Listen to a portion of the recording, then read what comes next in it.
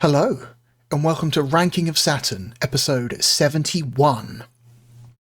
Today we are looking at an adventure game, the final adventure game to be released for the Sega Saturn in Europe, and a port of one of the best adventure games of all time. I am of course talking about Cyan Productions' sequel to Myst, Riven, a sequel to Myst, or the sequel to Myst. One of the most awkward but fundamentally like necessary subtitles to a game ever. Riven, the sequel to Myst, because the number of people capable of realizing that this game is a follow-up to Myst, unless you put the name Myst on there somewhere, is very small. You can see I have the desk camera out, and that's because we're going to take a look at this game's packaging, because just like King of Fighters 95, Enemy Zero, and Panzer Dragoon Saga before it, this game comes in a cardboard sleeve, because it comes on 4 discs. There's a shot of the back for you there, a shot of the side. It looks the same on both sides. And there's the front. Okay, let's open this up. I have a kitchen knife with me, because a kitchen knife makes opening these things without damaging them a lot easier.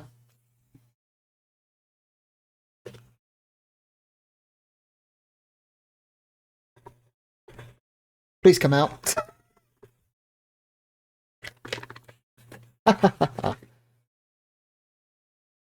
Come on, this one's extra tight for some reason.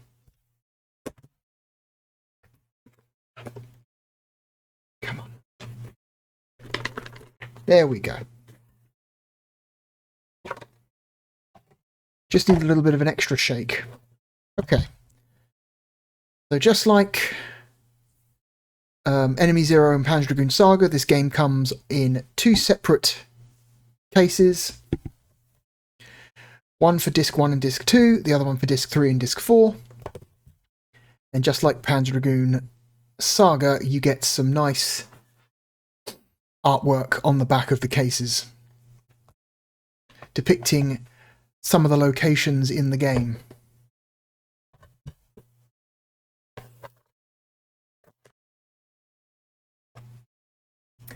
The disc art for Riven is significantly nicer than the disc art for Panzer Dragoon Saga was. You get some nice disc art in each one. That's what the manual looks like. And what is this? Oh, it's just some advertising. What's being advertised? It's the I like this. You got this massive piece of paper, and then but the screenshots are limited to these tiny little thumbnails at the bottom. Like, why? Why would you do that? You have all this real estate to work with, but you only use these tiny little boxes to actually show what the games look like. So you can't actually fucking see anything. You have to really get close and stare at it to even get an idea of what the game looks like. The Burning Rangers, World League Soccer 98, oh, some Shining Force 3, some House of the Dead, some Panzer Dragoon Saga. What's on the other side? Ah, some Steep Slope Sliders, some Winter Heat, some Atlantis, some NBA Action 98 and NHL 98, and Riven. Very nice. Very good. Okay, let's put that back in here. Let's take out disc 1 for now, shall we? Place that in the console. Okay. That is our look at the packaging. Let me switch back to the list view. I'm going to move this camera out of the way so it doesn't get in the way. Okay. And we're going to switch over to the capture now. All right. Headphones on. This game is, coincidentally, compatible with the mouse, and the final game to be released in Europe to have mouse support. This is it. So, once we are done looking at this game, we will no longer be using the mouse ever again.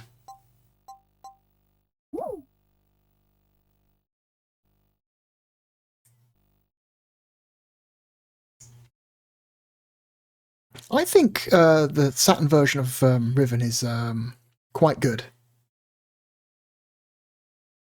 And in some ways it's superior to the PlayStation port.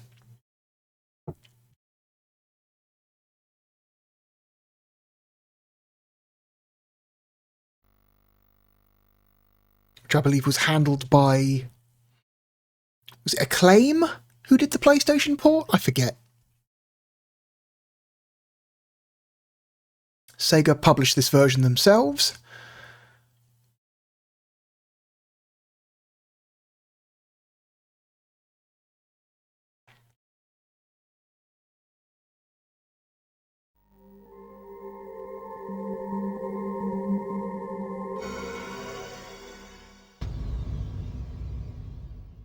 Riven was a big deal when it came out. Riven was a huge release the year it came out in 1997 for the PC. I think I've already talked about just how kind of huge the effect that Myst had on the industry was. Post Myst, there were just an absolute uncountable number of Myst clones or Myst inspired games that came out in the years after Myst. And then when Riven came out, the true, the actual official successor to Myst, people took notice. This game was huge when it was new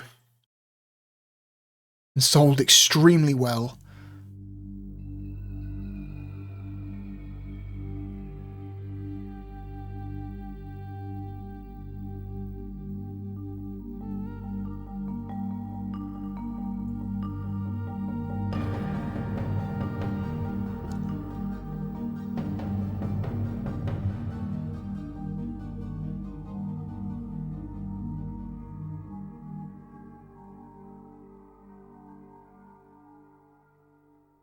I preferred Cyan's old intro animation, to be honest.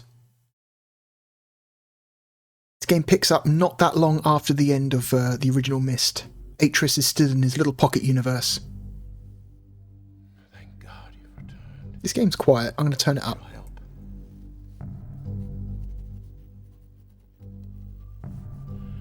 There's a great deal of history that you should know, but I'm afraid that I must continue my writing. Here. Most of what you'll need to know is in there.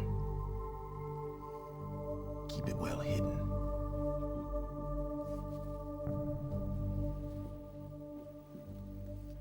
Unfortunately, there are no subtitles. For all reasons you'll discover, I can't send you to Riven with a way out. But I can give you this. It appears to be a linking book back here to Dunny.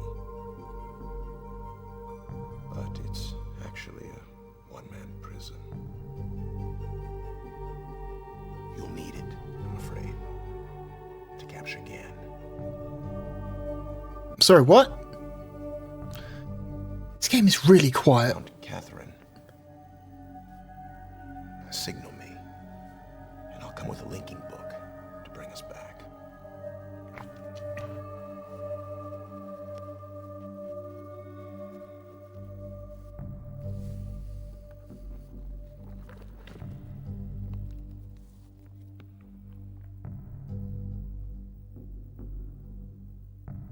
there's also a chance, if this all goes well, that I might be able to get you back to the place that you came from. Okay, got a little bit nervous there.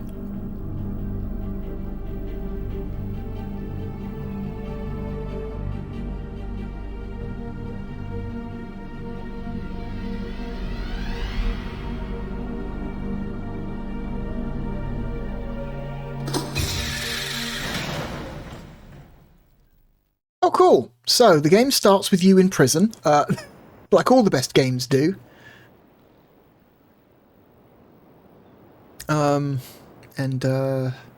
Well, shit.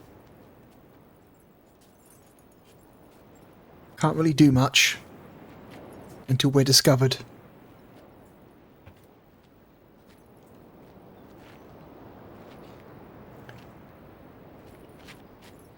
Yo? Feriaje. Kakaware po. Moduwe po me po. Tagema. Rekoa. Tagema. So rekoa. Misirapo.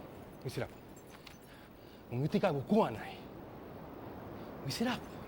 Umutika boku wa nai. Boku wa nai. Misirapo. Boku wa nai. Boku wa nai. Boku wa nai. Boku wa nai.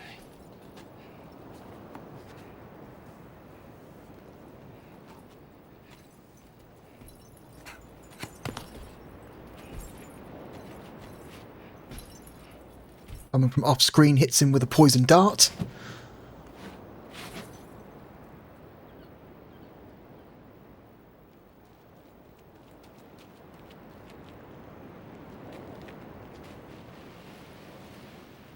And he's dragged away by a mysterious attacker.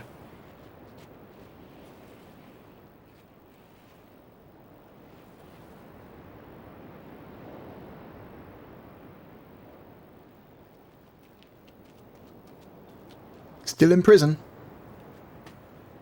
Oh, hi.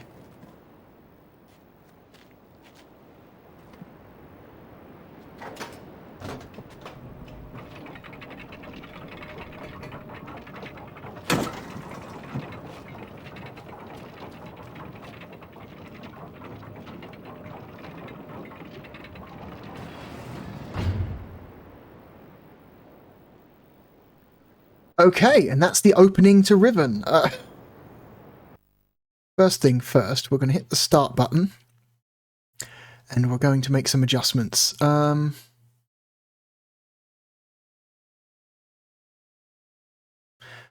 we're going to increase the cursor speed to 5. So it's a little bit faster. There we go.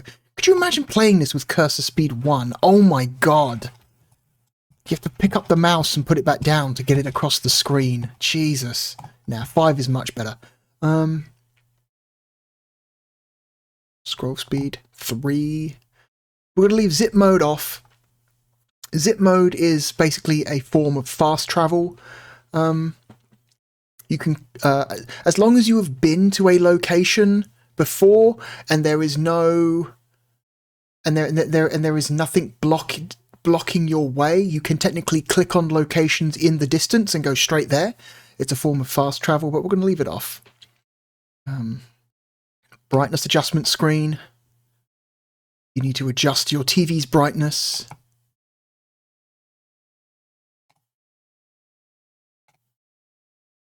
Let's just leave it on default for now. Okay. Also, you have some books and journals. You only have Atris's journal right now. Atris's journal is important if you want to play this game properly and understand what's happening. You need to read Atris's journal. So this game is confusing. It doesn't give you a lot of information off the bat. This is a game that relies heavily on you exploring, paying attention to your world and surroundings, and reading. When you come across documents, you need to read them, damn it. Otherwise, you're not going to know what to do or what's happening. But I'm going to fill in some of the gaps for you. So, Riven takes place shortly after the end of the events of Myst. We are being sent by Atreus to rescue his wife from his mad father. Atreus's father, Gen, is something of a crazy megalomaniacal ruler with a god complex, who Atreus fell out with very violently before the events of Myst. Gen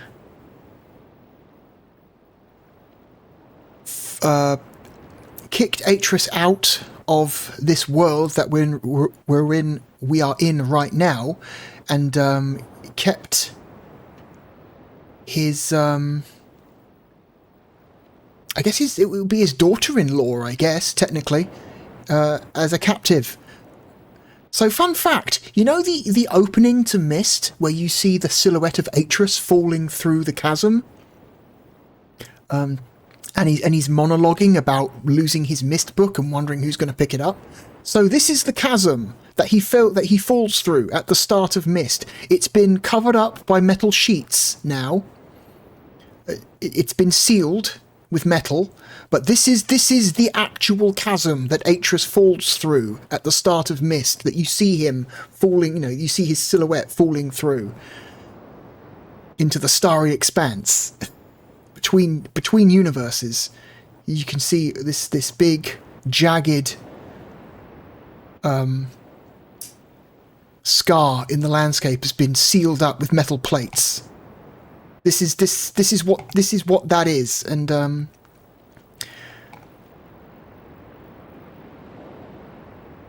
there's a strange contraption here that doesn't do anything right now.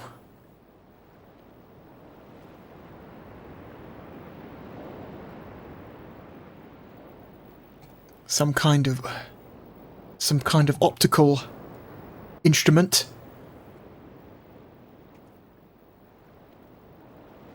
And a trap door directly below it with some kind of code required to enter. Anyway, we don't know what that is yet. And so you're wondering why we spawned in this universe, in this world, inside a prison. That's because each linking book links to an exact location. And Atreus's linking book to Riven brings him to this exact point. And what Gen has done, Gen has constructed a little trap on the exact location where, if anyone was to ever use Atreus's linking book to this world, they would spawn inside this prison. There's obviously a pressure plate in here that would react to somebody standing here, causing the bars to appear. Basically, he made a little trap here for Atreus, should Atreus ever return. And that's what that is. You learn that later on by reading documents, but that's what that is. I'm just clearing up some confusion there. But the start of this game is not clear. They do not explain things for you. You have to figure shit out yourself. So you can't see it, because I will say, I think this port of Riven is quite good. The main issue with the Sega Saturn version of Riven is the resolution. This game is low res. This game is 320 by 240 or 320 by 288, because this is the PAL version, which is a quarter of the resolution of the original PC and Mac release. And this game does rely a lot on details that are very small a lot of the time, which can make viewing things in the distance or things that are very small, quite difficult in this version of the game. You can't see it, but there's actually a tiny little knife jammed into the mechanism. The person who knocked out our guard and stole the book, the trap book that we came here with, jammed the mechanism with a little knife, and it's stuck in the mechanism right here, but you can barely see it because of the resolution. It's actually a much, much, much smaller replica of this. This style of knife is something you are going to see a lot in this world. This is a symbol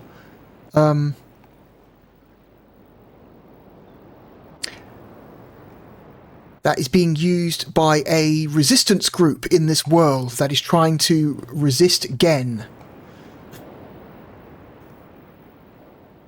Okay, before we go up the steps, let us look over this cliff edge. How many people even realise this is here? You can look down the cliff and see the body of the guy. The body of our guard who got taken out in the intro. How many people who played this game even know this is here? There he is. Anyway. We'll say this game, in the day, people were amazed by Riven because the quality of its CG renders at the time were second to none. You have to remember, in 1997, people's main touchstone for what computer-generated images looked like was like Toy Story. You know, even what was considered very high-end CG at the time was still relatively low detail and smooth looking. Everything is very relatively low detail and very smooth and shiny. Kind of like the original Toy Story. So when Riven came out, and you have to try and think of these images as being much, much higher res than they are depicted in this version. Imagine 640 by 480 version of this. And it looked gorgeous. It was maybe the best CG renders of anything ever at the time. Like, this shit put Pixar to shame. Yes, it's still images, but it looked great. It looked amazing. It was considered photorealistic at the time. These backgrounds that we're looking at looked incredible. So let's go into this room here. This weird golden room. We can learn some lore.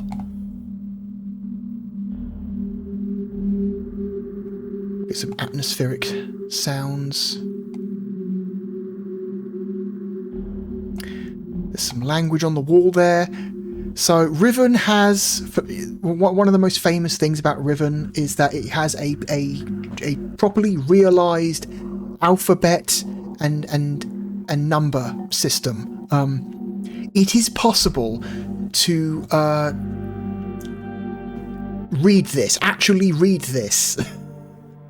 This game has a proper like alphabet and number system that you can find and learn, and as a result read shit that is not crucial to finishing the game, but is like extra lore. There's a schoolhouse that you can visit. There's like a school in the village you go to, and along the outside, I think it's the outer edges of the room, you have like the letters all written in the outer edges, and there's a little mechanical toy that teaches you how to count. And by, using these tools that were intended for literal 4-year-olds, you can teach yourself to read and count in this universe. And it's kind of rad, it's kind of cool, just how much work went into realizing this world. So on these pillars, we can look at these weird gold bugs. I don't know why they're bugs, why the bugs are important. You can open the bugs and stare into the eyepiece, and it gives you some lore, basically. It's like, okay, so Gen, who is in this world, has got a god complex. He's created a world where he can rule over the people, and the people will worship him because he desperately wants to be treated like a god. So, because he has the power to create worlds by writing into books.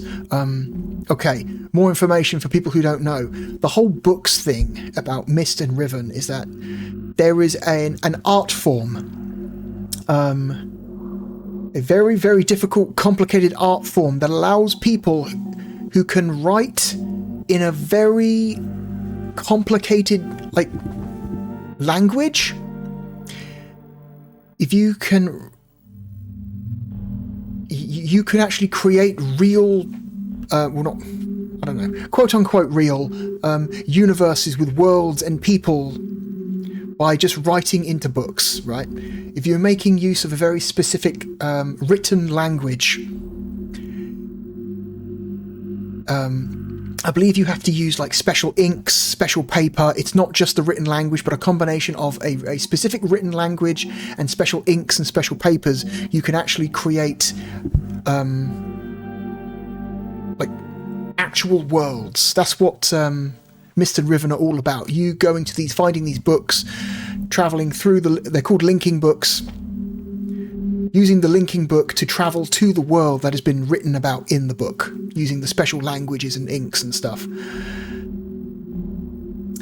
And the funny thing is, you kind of need to be a good writer, because if you're not a good writer, the worlds that you create in the books are inherently unstable, and over time they will tear themselves apart. So the more inconsistencies and gaps in like description that you leave in the book, the quicker the world will fall apart.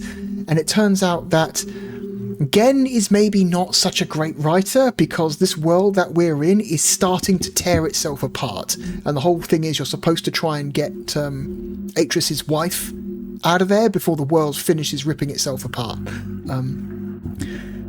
That's what that chasm that Atris fell through at the start of Mist is meant to be. It's meant to be the beginnings of that world ripping itself apart, because it's just not written very well. When Gen created the world, he didn't do it very well, and so it's just unstable. So here's a depiction of himself being God. Another main problem with the Saturn version of Riven is the transitions between backgrounds are real long sometimes. You click and you wait, and it's like 2 or 3 seconds sometimes between backgrounds, and it's oh, here he is, look at me, I'm a god with my magic books, worship me.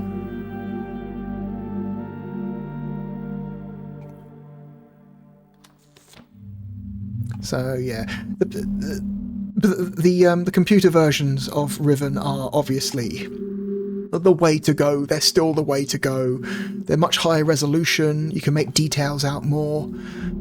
Transitions between backgrounds when you click is a lot. It's basically instant. It's instant. Oh, this one's good. This is a little artistic depiction of him casting out Atris. No, Atris didn't fall through an imperfection in my world. I intentionally created that chasm and cast him in. Yes, because I'm perfect and I'm a god.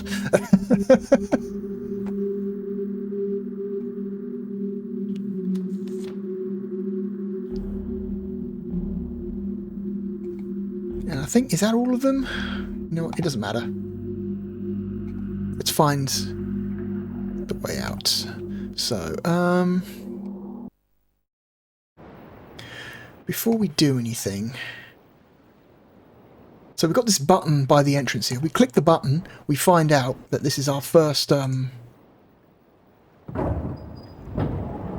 puzzle.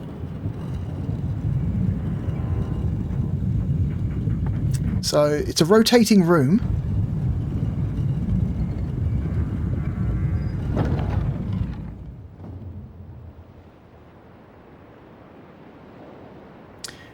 The idea is you want to try and rotate the room so that the doors line up with different locations. And you can kind of see where the doors are by looking through the peephole.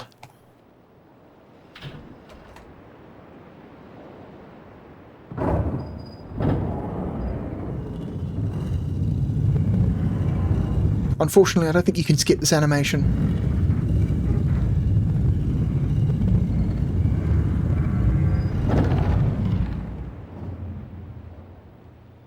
I think it's one more time.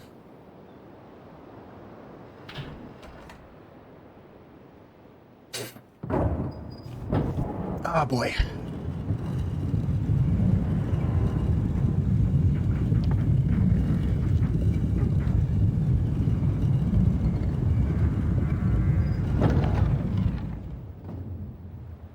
Again, is it 3 or 4? It might be 4. I think it's 4. I think it's not the first one. It might be the yeah, I think it's 4. I think it's 4, because this is meant to trick you. Because you want to go in because it's another doorway, right? Like, oh, yes, I'm going to go in this time. Like, no, because there's a secret way into this room that is not this doorway.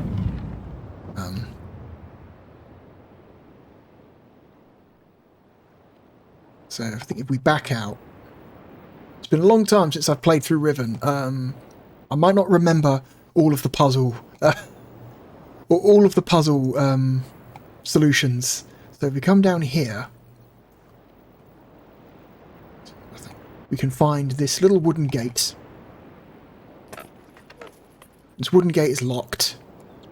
But that's okay, because there's a very big gap at the bottom of the gate that we can crawl under. And we can actually find another way into this room. And the other door lines up with this little cave. And this leads us to a steam pipe.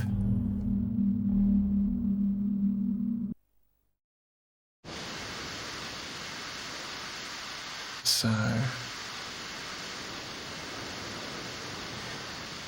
this steam pipe, it powers something. Does this look familiar to you? It should. So a lot of the machines and mechanisms in this world are powered by steam. Various steam contraptions. And this one powers that strange optical device we saw built onto the top of the metal seal just outside the prison. We look up, we can see. Yeah, that's totally steam coming out of there. So what we want to do is we want to redirect this.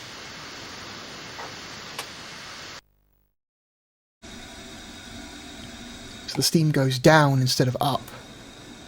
Or maybe it goes right instead of up? Maybe it goes right. It goes through the pipe, not out the top. Okay. Okay, that switch will unseal another doorway. Got to wait for the sound clip to finish. Okay, thank you. And then there's another button here. Did we press it twice? I think it's twice. I think it's twice. I think it's twice. We're going to go twice. God, I hope I'm right, otherwise I've just wasted a lot of time. Fuck.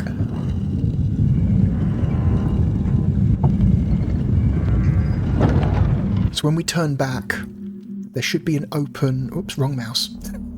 There should be an open view. Yeah.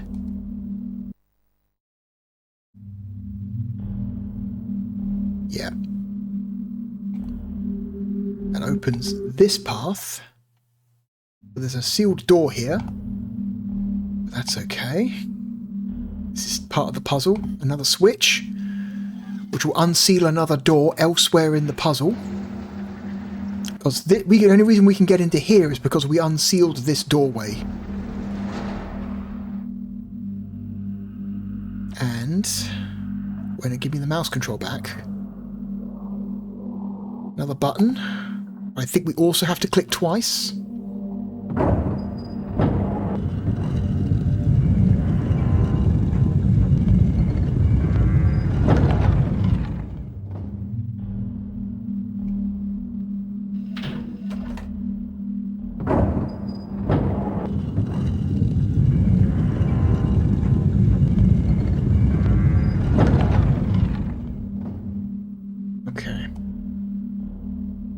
And that should line us up with the original entrance that we came in here from, by the bridge.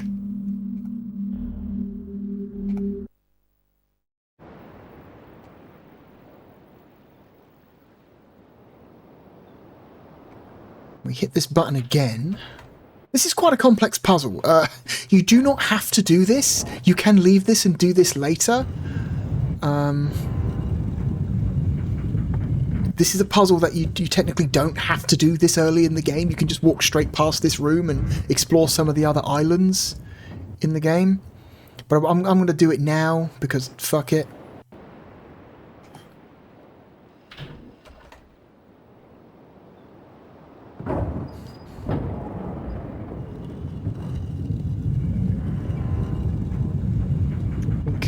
Yeah.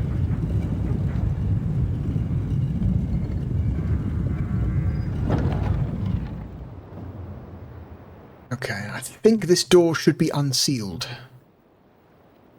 Now. Yeah, it is. It's unsealed. Awesome. There we go.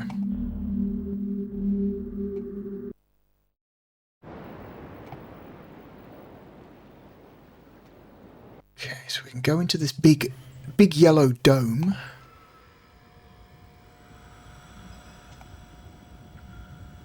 And in here we have this giant, complicated room full of pipes and platforms and walkways.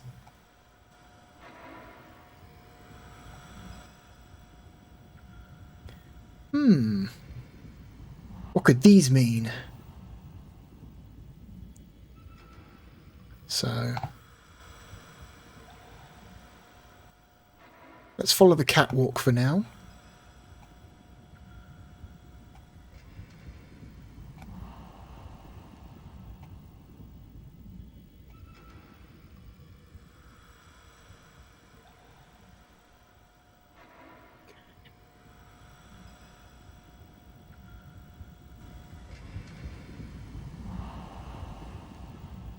There's only one exit, so let's just take that exit. Oh. We've got another steam pipe.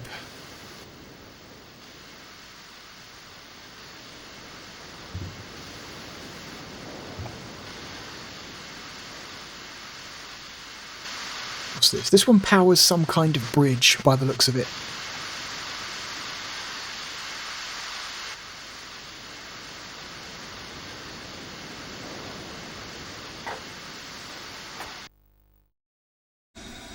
And we can direct the steam flow down the pipe, which will enable us to use various machines and mechanisms later on.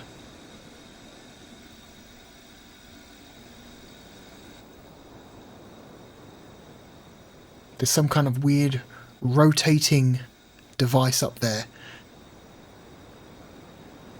It's a lot clearer to see in the PC version because, you know, higher resolution and all that. It's kind of hard to make out that that's actually spinning when the resolution is this low.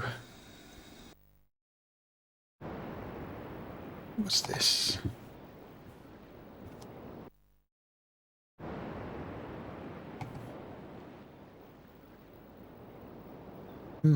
Some kind of mysterious hole. Some kind of elevator by the looks of it. But we can't do anything with it now. We step into this cave.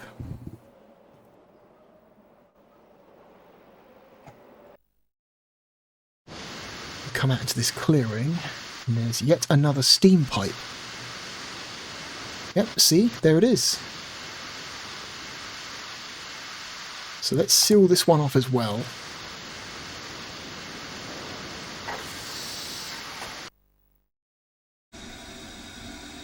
Okay, so we've closed off all the steam pipes in this area.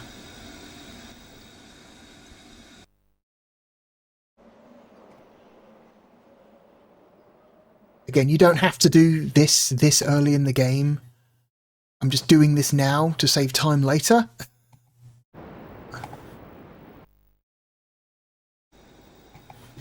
You can kind of get a view of some of the other locations. the game, off in the distance, some of the other islands. This game takes place over, I want to say, like 5 or 6 different islands.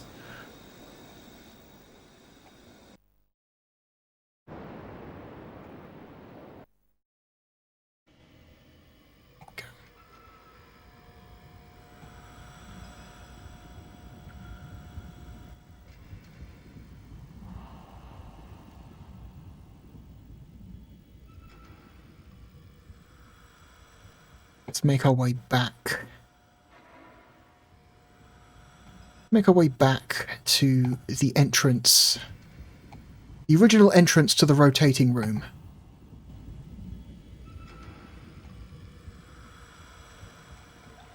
So if you want to know what we just did, we just enabled this to work. This bridge that we crossed over to get into this building raises and allows you to reach another location. If we could somehow find a way to get back to the other side of this bridge, we might be able to walk up it and get somewhere else. But that's for later. Let's put the bridge back down so we can actually leave.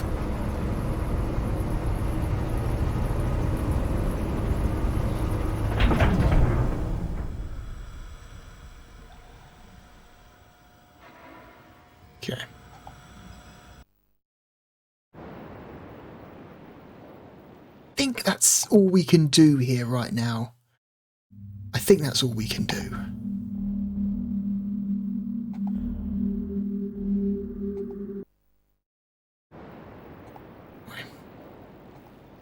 Let's cross this other bridge. Go into this cave.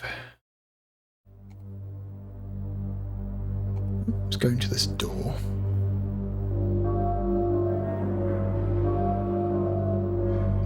We find a room with a mysterious chair.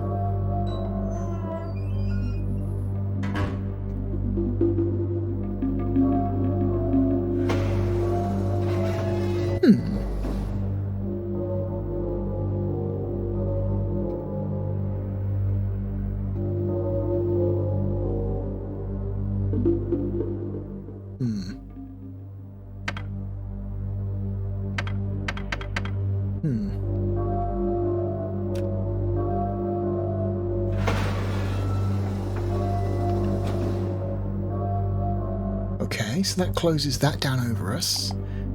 And if we pull this...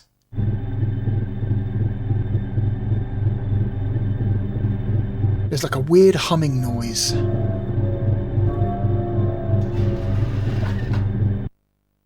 Anyway. That's enough of that. Okay. You'll find out what this is in a minute.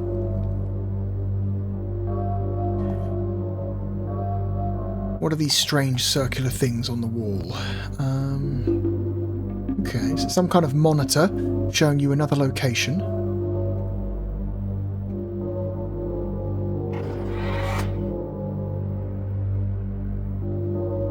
Alright, and that switch opened a door somewhere in that location. Cool. What about the other one? What's the other one? Okay, that's showing something else. Another location. So this is a room where somebody can sit in a chair, have some kind of microphone device in front of them, and they can observe other locations to see what people are up to. It's like some kind of, you know, room for spying on people, I'm guessing.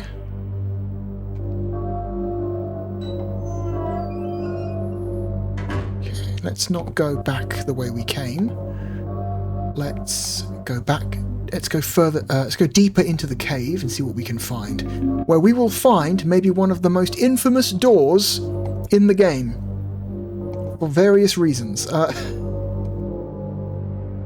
There we go. So... Okay, maybe I should actually increase the brightness a little bit, because that's weirdly dark brightness adjustment.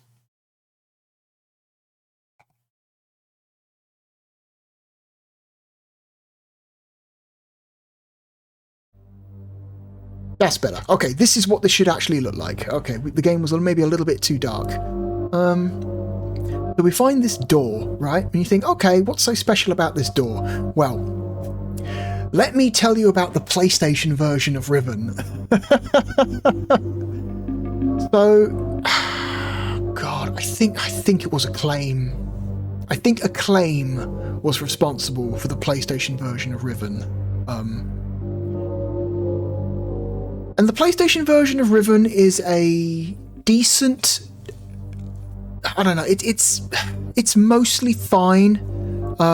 It has a couple of things about it that are better than the Saturn version. For a start, the PlayStation version has high resolution,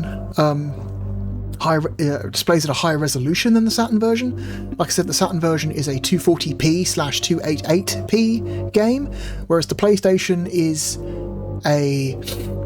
so it's not true high res, it's pseudo high res. So it does the thing where it's like it's high resolution in one direction but not the other. I believe the PlayStation version it's high res horizontally but low res vertically, and then they take that squished image and then stretch it up on the TV screen. So it is noticeably sharper looking than the Saturn version, but still not quite as sharp as the PC version. And I'm going to say, I think the PlayStation version has like slightly better quality videos as well. So those are the two main advantages of the PlayStation version of Riven. Slightly higher resolution images and slightly better quality video files. The part where the PlayStation version fails miserably is image compression. So I don't know what Acclaim did, what image compression algorithm they used for the PlayStation version of Riven, but my god, it sucks at low. At like dark areas. So here we go. I've got some screenshots here from emulators to give us the best possible image quality. So let me bring up. Here we go. So this is this exact image that we're looking at now, but taken from an emulator. I think it's BizHawk I used of the Saturn version of Riven using this door, right? And this is what this door looks like in the PlayStation version.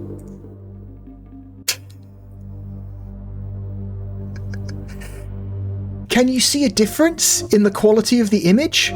Saturn, PlayStation, Saturn, PlayStation, Saturn, PlayStation. It's really fucking terrible. Oh my god, the image compression is really bad. Specifically in like darker areas. The average image quality on the PlayStation version looks significantly better when you're in the more well-lit areas of the game, but the numerous darker areas that you have to go through when you play Riven, they all kind of look like shit because the image compression algorithm used for the PlayStation version really does not like compressing dark images. My god. It just looks so terrible. Like, god damn it. Look, you can't even see the door really. Like, the only reason you know there's a door there is because you have, you know, you have the context given to you by the other image. It's like, okay, yes, I can see the door. And you're like, holy shit. God, that looks terrible. Anyway, back to what we're playing right now. So, in one specific way, the Saturn version is better than the PlayStation version. It tends to have much better quality image compression than the PlayStation version.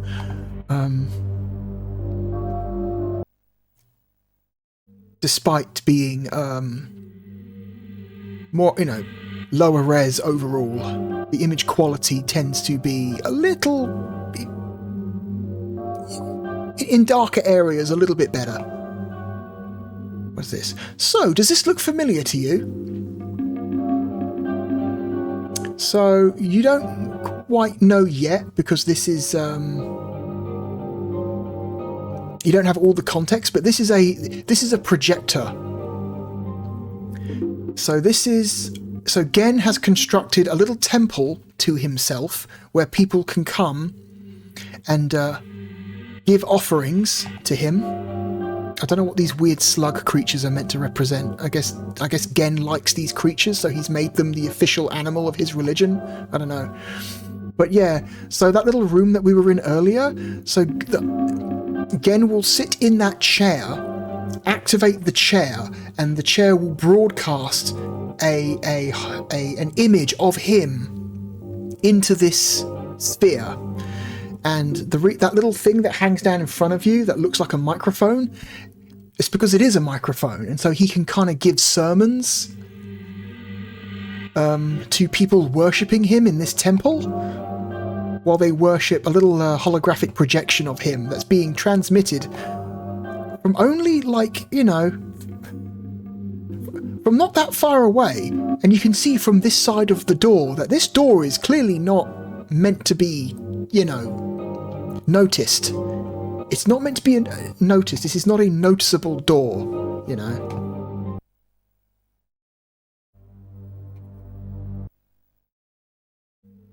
So it's a little secret transmission chamber where he can spy on his people, see who's arriving, see who's in the temple, and then pretend to be a god. Anyway. Here we are at the, what would you call this? The monorail? The train? You can't really call it a monorail because there's two rails, but we're going to call it the monorail because it's the only name I can think of. The monorail station. This is how you get between... This is the main way you get between islands in this game.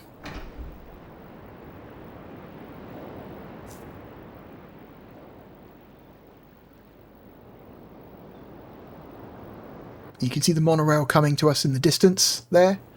It's a nice little detail.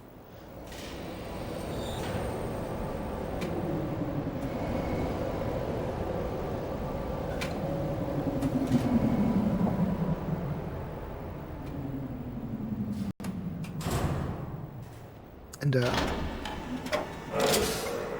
up to this point, the quality of the video files, the quality of the full motion video hasn't been too bad. We're about to see the only part of the game where the full motion video used in this version of the game kind of falls apart. So...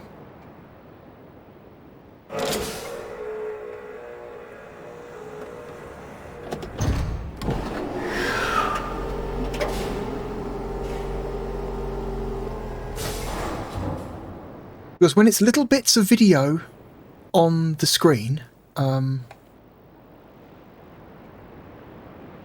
it's not too bad. But when it's a frame-filling video, the limitations of the codec become much more apparent. Oof. And the artifacting is extremely intense. Oof.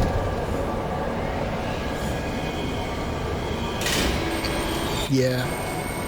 These sequences, these monorail sequences, look significantly better on the PlayStation, because the PlayStation's using a MPEG-1 codec, which looks better than this. Frankly. Anyway, so we've arrived on the next island, and oh no, we have to change the disc.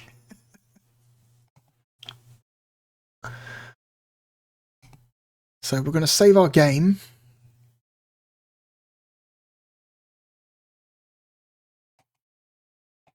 Okay. Let's try save to the cartridge then.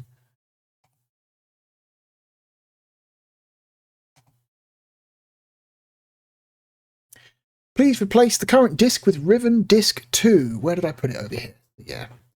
So this is a drawback of all of the console versions of Riven.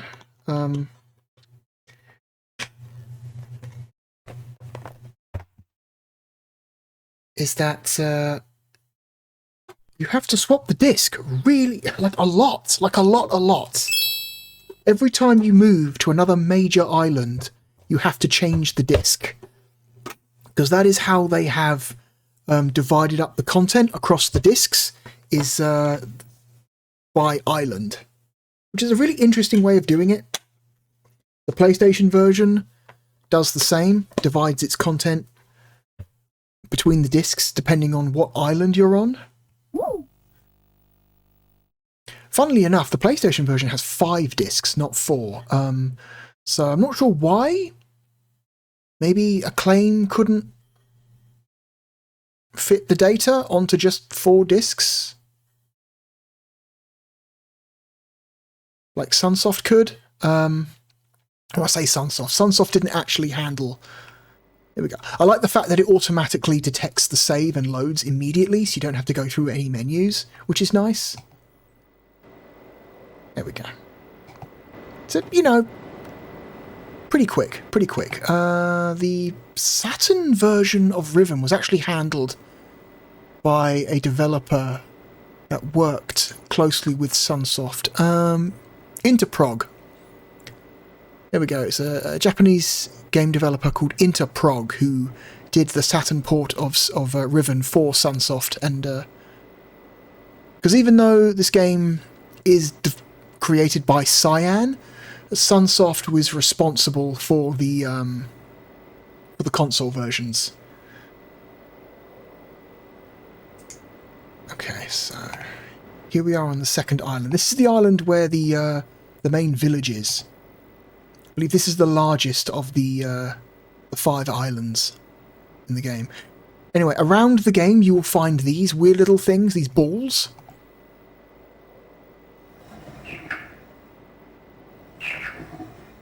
Okay. So this is another major puzzle in the game that trips a lot of people up. You have to connect this sound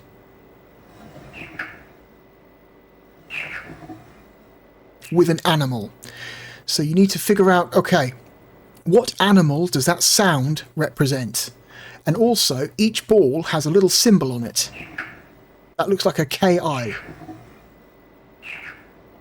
So you have to associate the sound with an animal, and that animal with the symbol that's on the ball that makes the sound of the animal. And that is how you solve a very significant puzzle much later in the game. Because, spoilers, in order to reach the secret base of the resistance group fighting against Gen, you need to first find the secret entrance, and then you need to solve the puzzle at the entrance, and that puzzle requires you figuring out those balls and those symbols.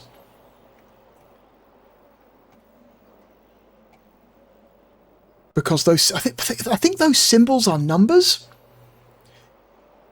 and the idea is at the entrance to the resistance base, there's like a big wheel. I forget what it is. It's like a I think it's a wheel. It's some kind of circular gateway. If my memory serves me correctly, with buttons, and on each button is the picture of an animal, and you have to input the sequence in the correct order, and you can only find out what the correct order is by figuring out which symbol matches which animal, and then learning how to count using the this world's counting system. Okay. What is this?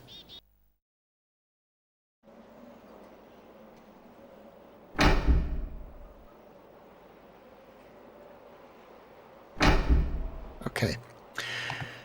This button doesn't appear to do anything right now.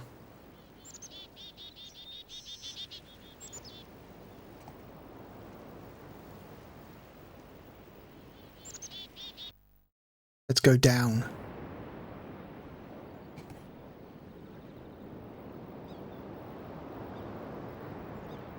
So I don't know how well you can see it. It's very subtle, but there is movement down there. There's some kind of animal down on the beach.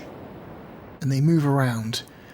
So here's the trick. You want to wait until they stop moving before you progress. Otherwise they'll run away. We don't want them to run away yet.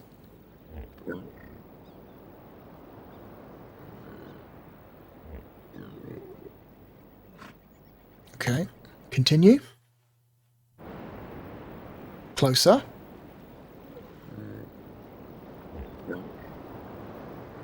So I think they're very poor eyesight, but very good hearing, so... When you get close enough, eventually they'll realise.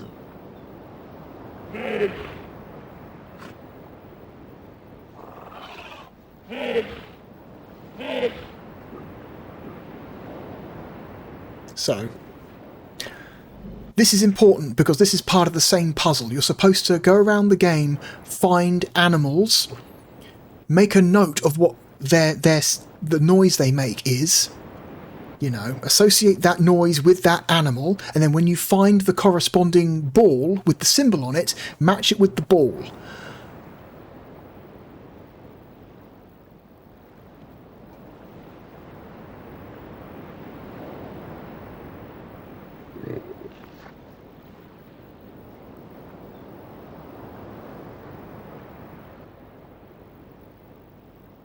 Up here, I don't think. No. I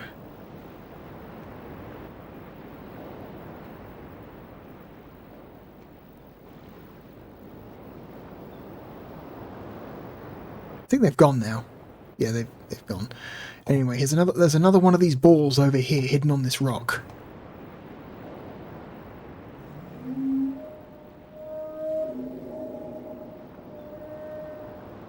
Okay, that's a different animal. That's not the same noise that we just heard from those two animals on the rock. So this is not the symbol that is associated with those animals.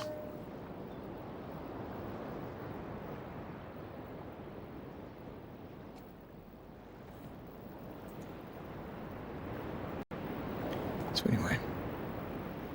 So yeah, a big part of this game is you tracking down different animals, making notes of what the noises they make are, writing down the symbols that are associated with those animals, learning what those symbols represent, and then inputting them in the correct order at the entrance to the resistance base. When you find it. Go down here.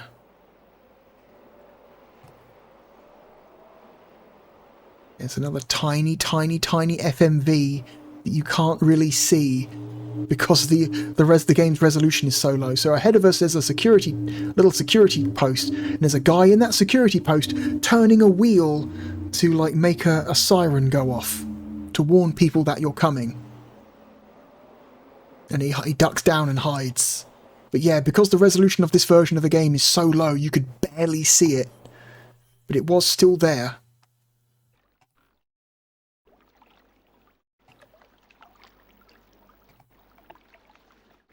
See.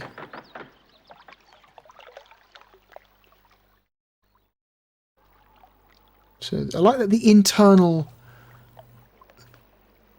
like the middle of this island is just a giant lagoon with a village built on the cliffs around the inside of it. You see a weird vehicle on the edge of the cliff up there. What is that? Interesting. Another one of these balls. Interesting. What's this one?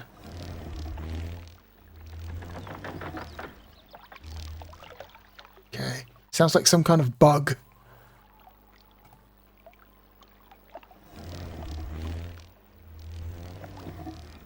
Like some kind of flying bug. He kind of sounds like the flapping of wings. Anyway. Another symbol, another...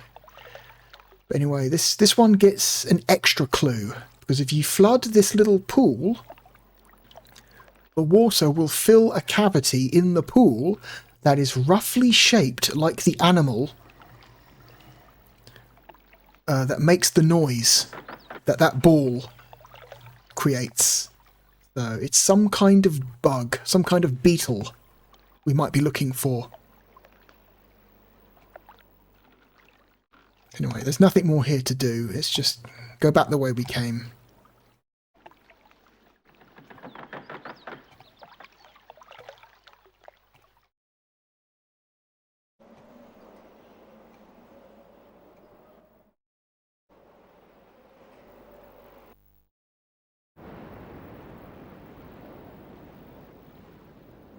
A really, really good remake of Riven came out, I think it was last year.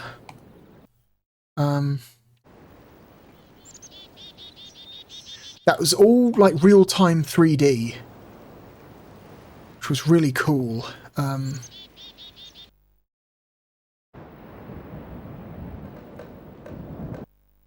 they, God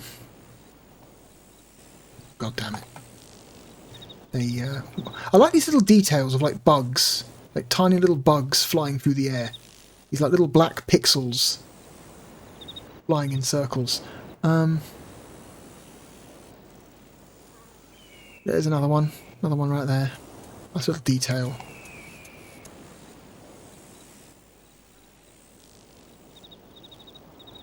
Okay, the sharp-eyed among you will notice the bug on the right-hand side of the door.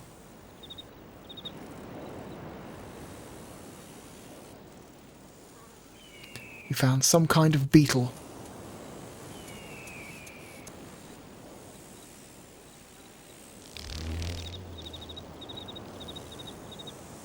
Okay, so we've made our first animal noise symbol association. So if you were writing down the symbols on a piece of paper as you go, you would write beetle equals symbol, and then at some point when you learn what number the symbol represents, you then write down equals whatever number that represents.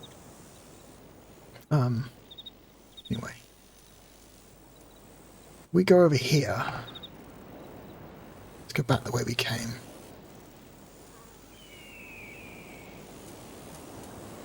I like that you can see one of the islands we visited in the distance.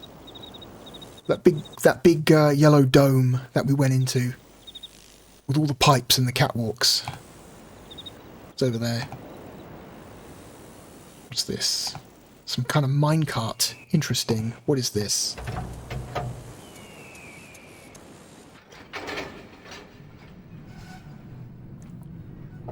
But yeah, that Riven remake is excellent. It's all real-time 3D, so it's not pre-rendered backgrounds anymore. It looks fucking sick. We're finally at the point in technology where we can make a real-time game look as good as the pre-rendered stuff from Riven. And boy, the video compression does terrible things to this video file. Oh god, there's a lot of artifacting. So much artifacting in this.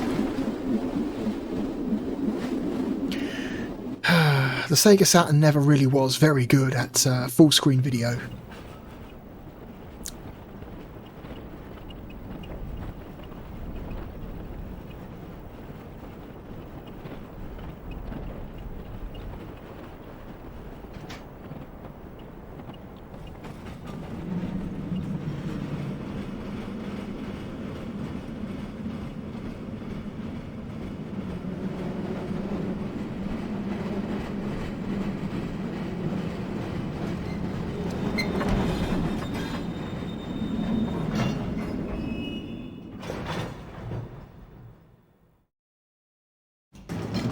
Oh.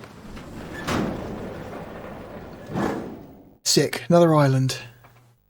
So this is not actually where we want to be. So, oh dear. Yes. May have wasted some time. Cartridge. Yes. So this is the drawback of this system, is that if you didn't intend to go to another island, you end up wasting a lot of time swapping discs, because we can't go back to the previous island until we swap to disc 3 before we have the option to go back, which means we have to swap back to disc 2 again. It's kind of annoying, I'm gonna say. Especially on your first time through the game and you don't know what you're doing or where you're going and you don't know what things do.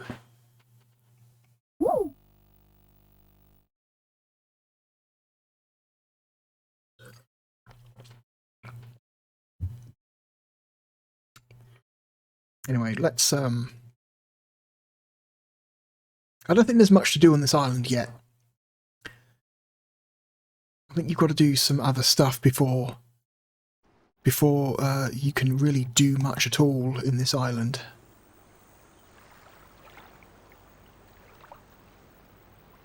Yeah.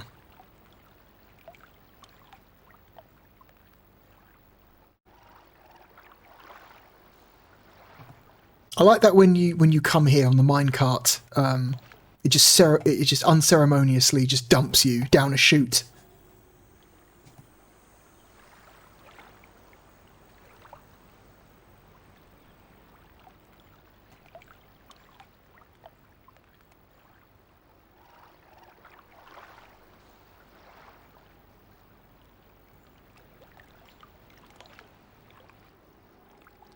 I want to get over to that ladder. There we go.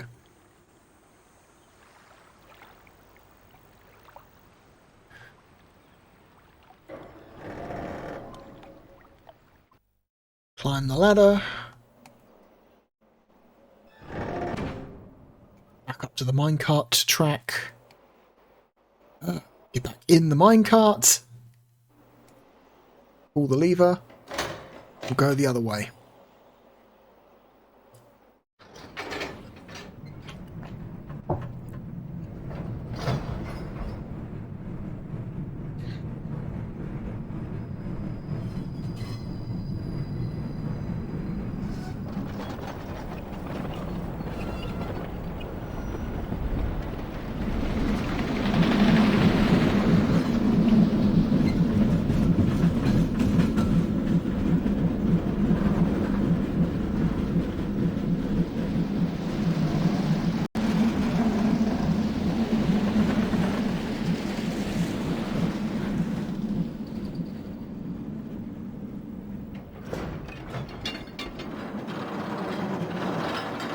Needs to be cranked up, pulled up the rest of the way.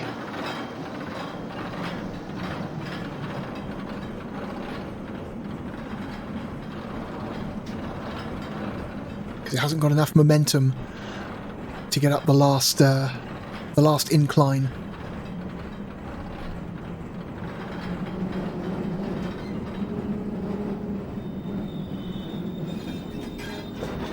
Okay, back to disc 2, everyone.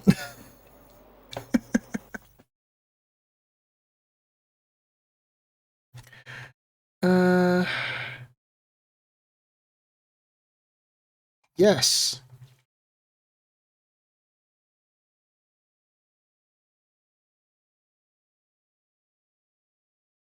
It's interesting because it asks, do you want to save before switching discs? Which implies that you can actually switch discs without saving. Because when you open the Saturn's drive bay, it dumps you back to the BIOS, which means all game data in the RAM is gone. So if you don't save your game, how does it know what discs to switch to and where to put you if it hasn't got a save file to look at? I wonder if the game is actually saving a small, discrete file to the system memory that it then automatically deletes once you switch discs, I wonder. Like it's saving like a very like small, very small temporary file to the system memory, which then when you put the next disk in, it'll detect that, and then once it knows where to put you, it then deletes that small discrete file. I wonder if that's what they're doing.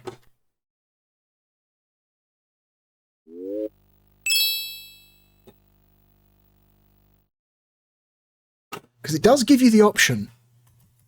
You don't have to save your game before switching discs.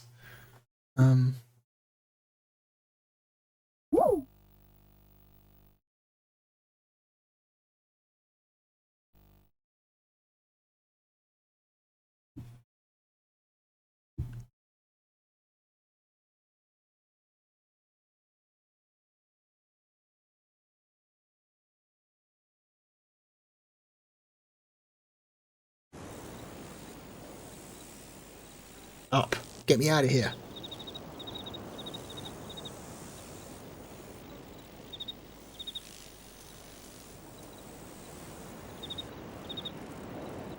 Let's actually go through this gate.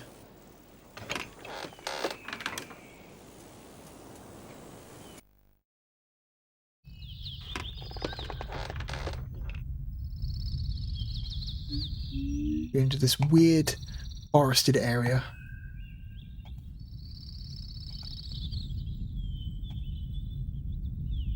We turn left, we find another one of these giant knives stuck into the ground. If we look at the base of the giant knife, we find another one of these balls.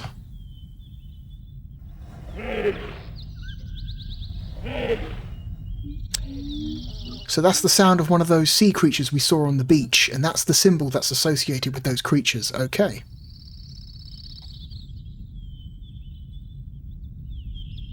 Wait, I got turned around. I want to go. This is the way out.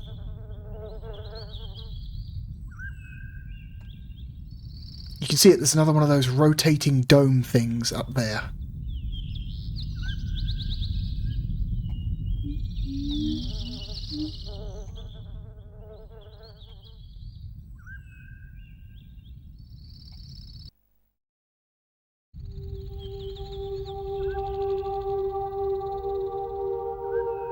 What is this? Some kind of fish? Bird? Lizard? It's hard to tell.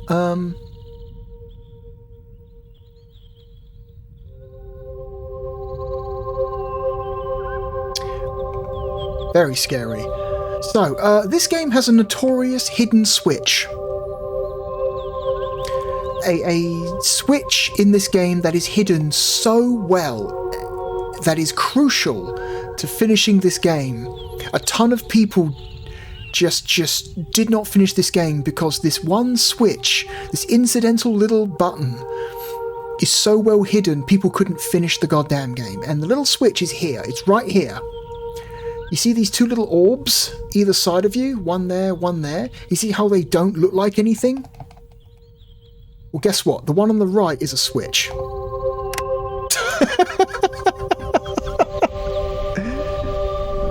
Oh my god.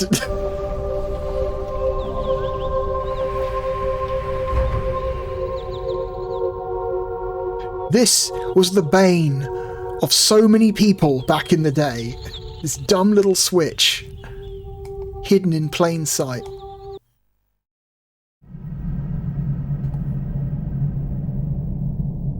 Okay.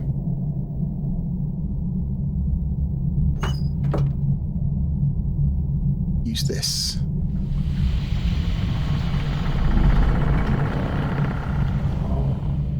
Hidden inside this wooden structure is an elevator.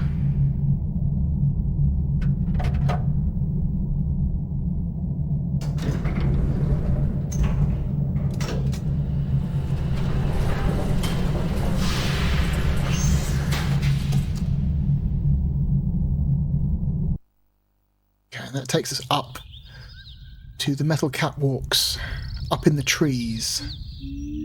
Look, there's that strange spinning object again. Might be able to get a closer look this time.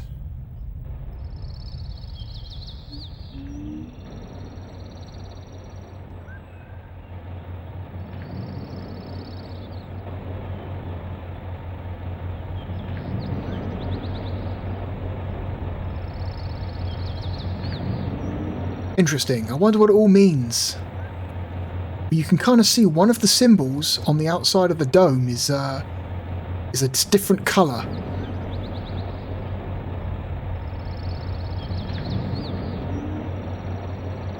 Interesting.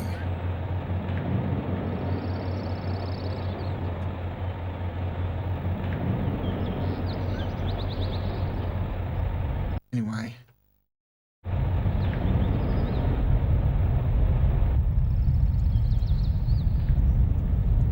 Oh, there's another one of those watchtowers with another dude inside it that you can barely see because the resolution is so low. He's in that little tower and he's spinning something above his head to make that noise.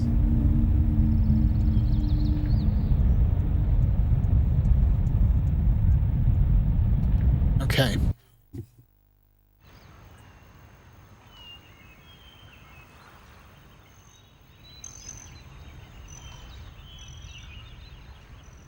What's in here?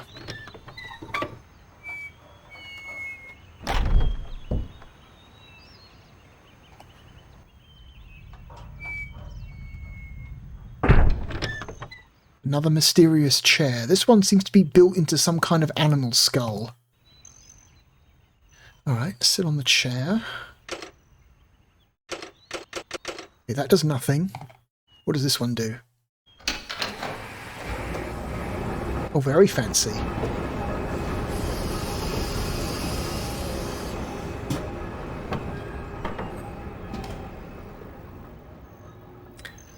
Alright, so it's some kind of vantage point that so you can see the entirety of the village. That's kind of cool. Yes, you can kind of see the entirety of the village and the inside of the island. It's kind of neat. Don't know what this is though, we haven't gotten here yet. What's this?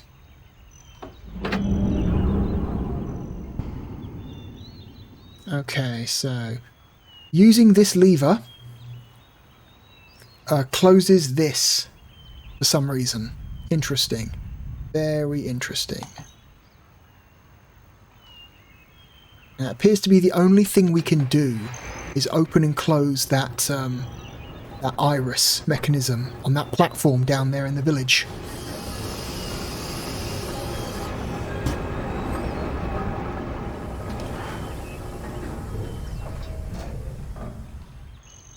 Okay.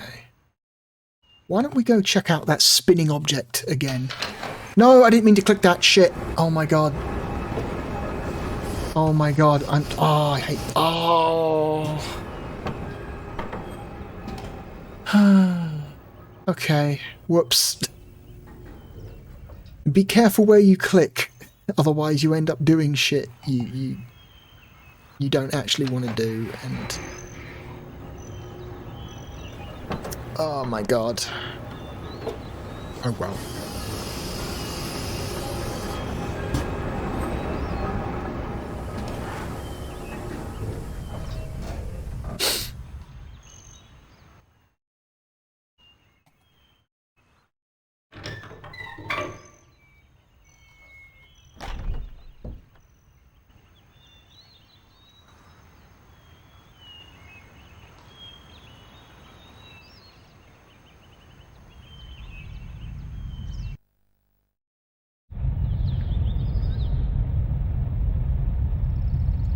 See what we can do with you, strange spinning device.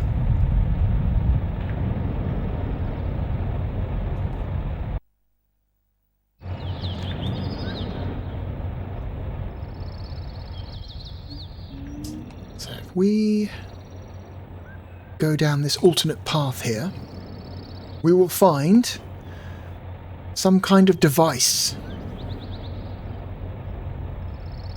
It's like a zoetrope. At least I think I know what a zoetrope is. Is that what a zoetrope is? Hang on, let me just double check I know what I'm talking about. Zoetrope. Yes, it's a zoetrope. Whereas a spinning image on a device, if you stare through a device with an image on the inside, and on the outside there's a bunch of very thin slits. If you stare through those slits as they go by, it gives the illusion of an animating image. So it's quite literally a zoetrope is what we're looking at here. So you notice that one of those images is off colour. There, it's that one. It's an animation of an eye opening and closing in different ways. I just used the wrong mouse again. What am I doing? Now. So this.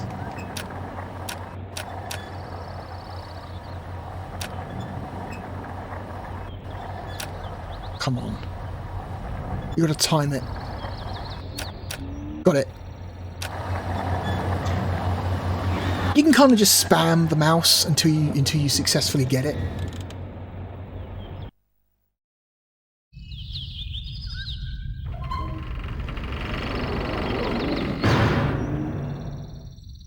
Okay, some kind of split dome has just opened up. Okay.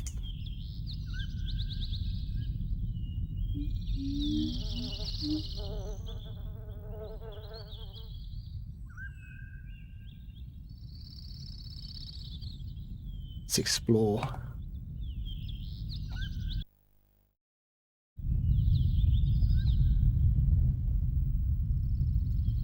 What is this? That looks like a book. Doesn't that look like a book to you? Interesting. Very interesting. Considering what we know about what certain kinds of books can do in this universe. Unfortunately, we need to know an exact password in order to get in here, which we don't know right now. No. So this is sealed in this dome. So a book that has been sealed away. Interesting. We should probably come back here. If you're wondering, no, I'm not planning to finish Riven in this video. We're not going to finish Riven. I don't think we've quite got enough time. Even if I went full 3 hours, I don't think we've got enough time. Hello? There we go.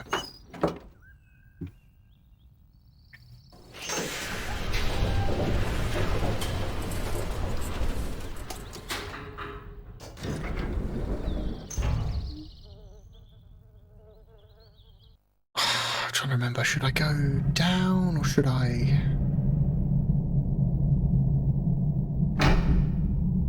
hit that button? Yeah. It's not the button, it's the lever that opens the mouth. Okay.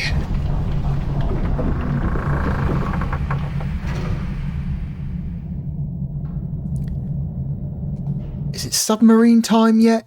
It might be submarine time.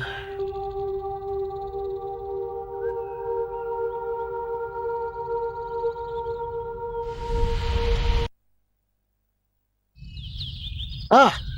Oh my god. Child jump scare.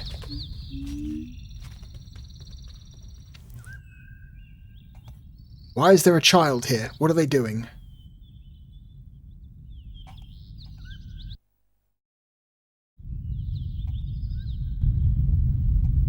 Let's go up here.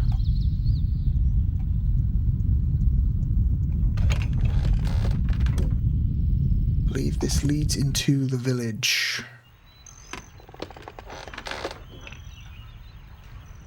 I think this leads up back to that area with the minecart. Go down here.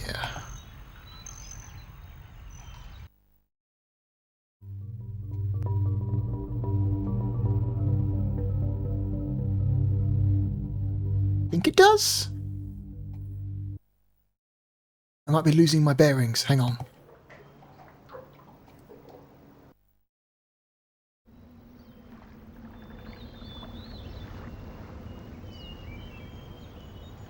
There's some people up there running away that's barely visible because the resolution is so low.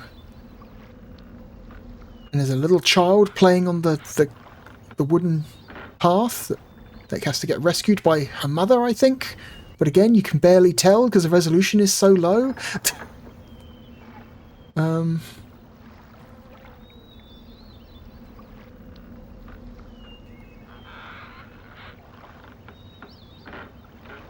Okay.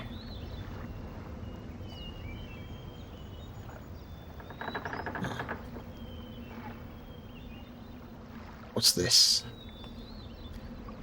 Interesting. There's a ladder leading down into an empty... a hole in the water, which is interesting. A hole in the water, you say?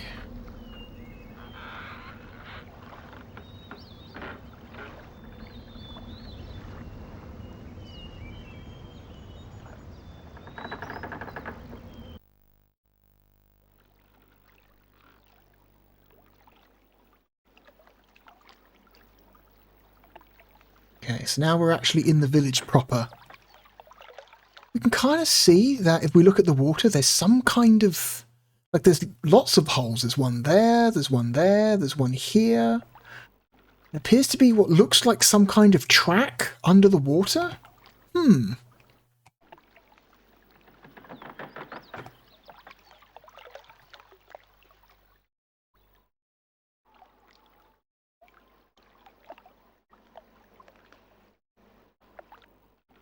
What is this?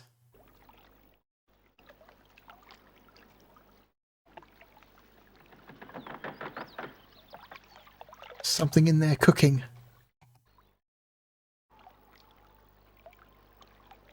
Oh. It's another one of these offering animals.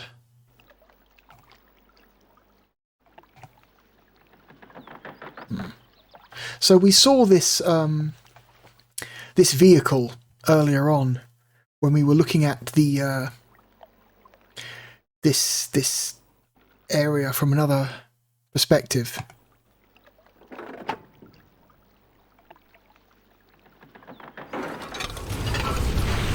Oh, and there's that thing in the distance that we saw earlier again. Interesting.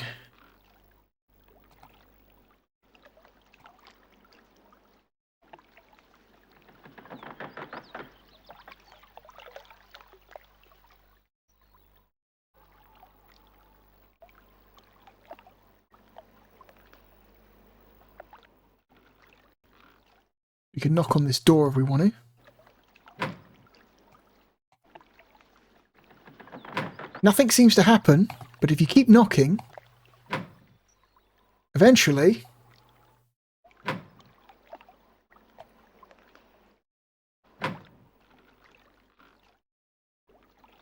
somebody answers. Eventually.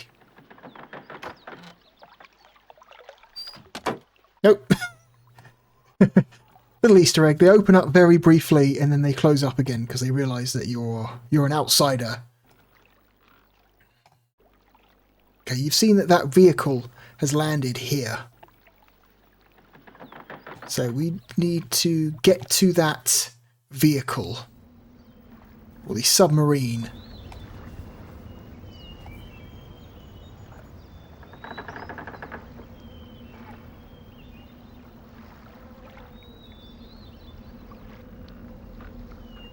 Go back the way we came.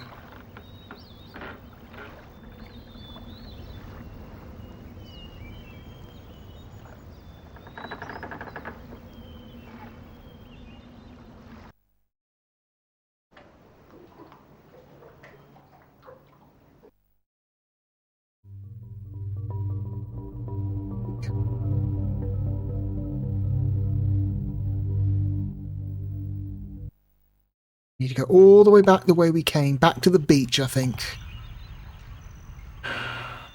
God.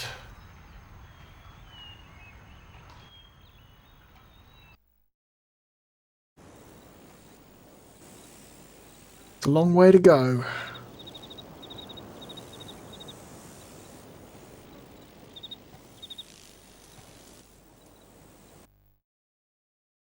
It's that area we explored with the little sand pit.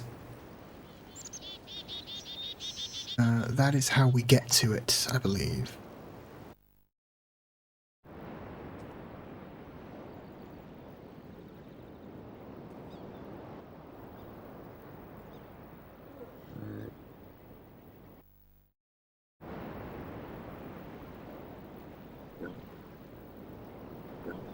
Yeah, look.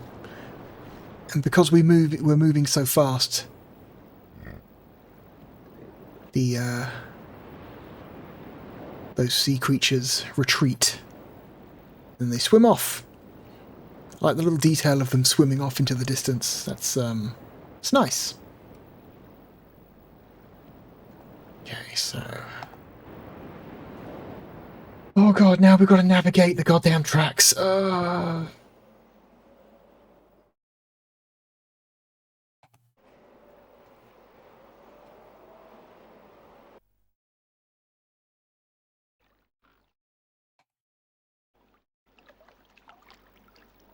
We're back here in the sand pit.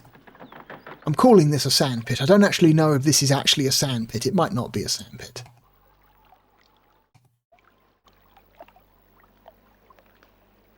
Okay. Go. Come down here. I think this takes us to where... I think this takes us to where the submarine is.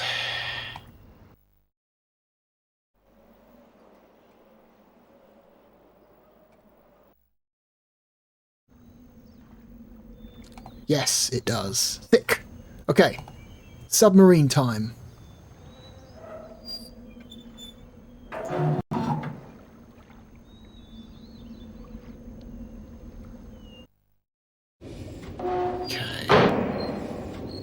Okay, so, you rotate the submarine using this mechanism in the middle.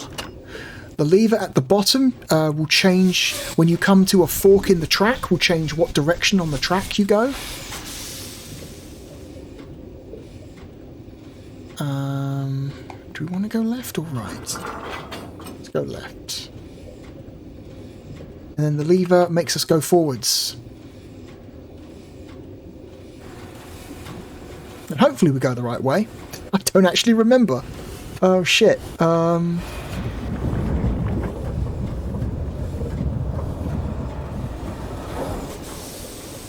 Oh, it's good that it stops before the split, so you have an opportunity to think about it if you want to.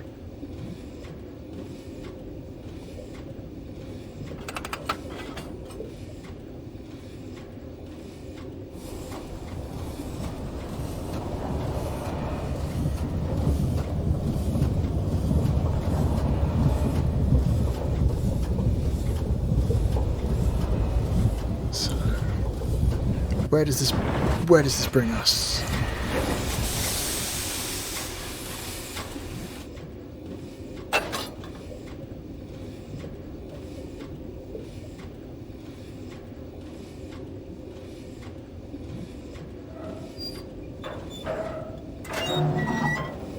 Oh, squeepoo.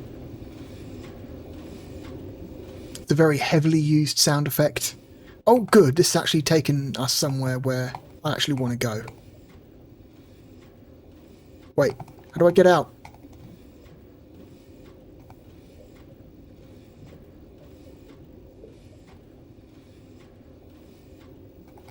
How do I get out? Oh no. Oh no, is there something I forgot? Maybe we have to rotate first?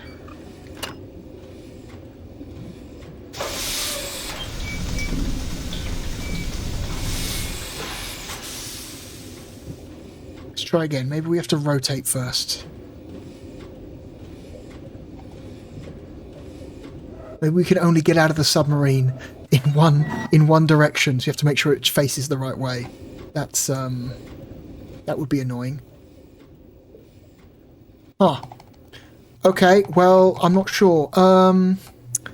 Give me a moment, I will be right back. Okay, so I've figured it out. So we're actually there's another step we need to do before we can get onto that platform. We need to turn around. I have actually pulled up a little video of this part of the game. It's my own video from when I did a playthrough of Saturn Riven on my channel 14 years ago. Riven, so you don't have to. It's what it was called. That's 14 years ago I did that.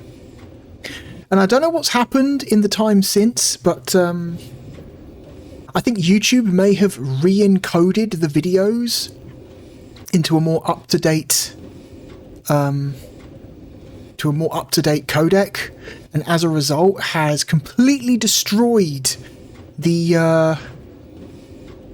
way the videos look. Like there's all sorts of weird like color issues going on with a lot of my older videos now, where for some reason the videos will tint like pink and red and blue and green at certain points for seemingly no reason. They didn't used to do that.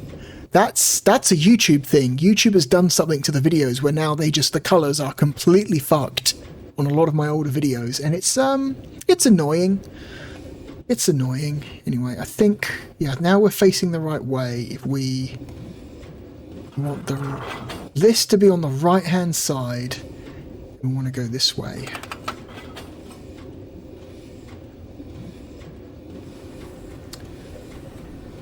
And then I believe when we get to Fork, we want to turn around again and then go right.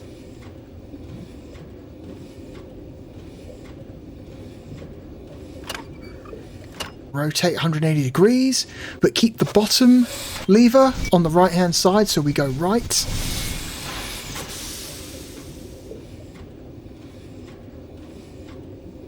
And then that should take us to where we want to go, hopefully.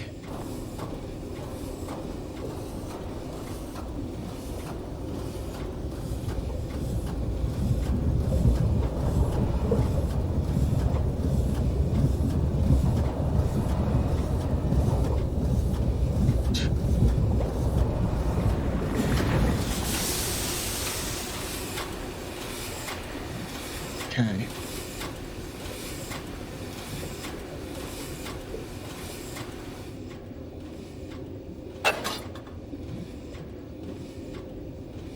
I believe we... Let's just rotate, because I think this is a dead end.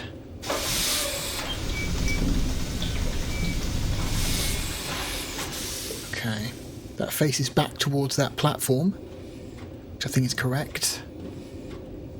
And I think there is a thing. Squeepoo.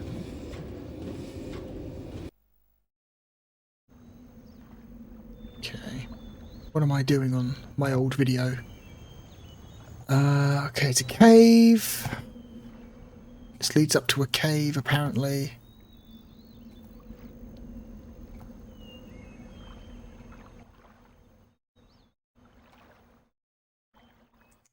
Okay.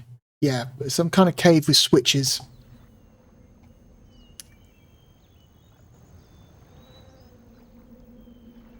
Cool. It's a nice overview of the entire area and all the different holes. Oh. Okay, so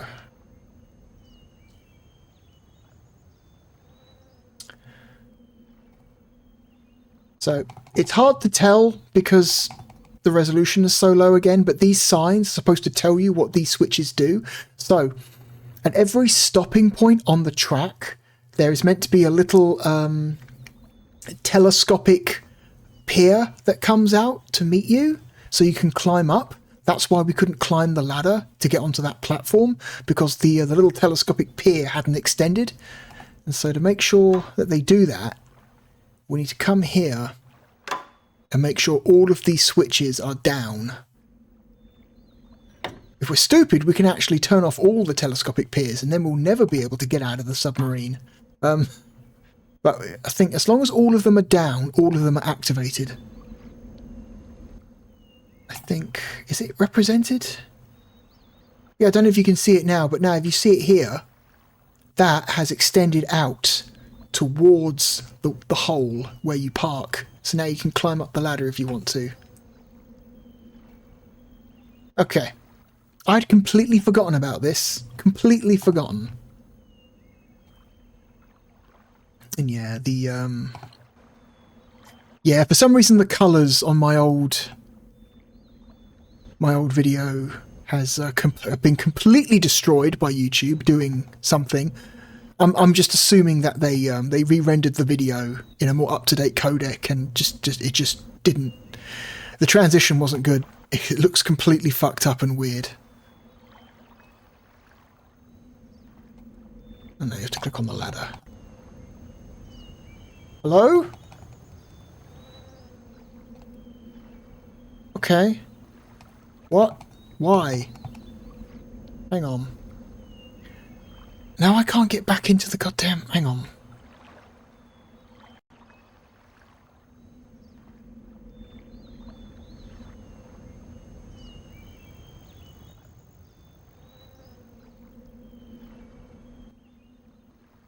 Did we get it wrong? I think I got it wrong. No, shit, I'm a dumbass.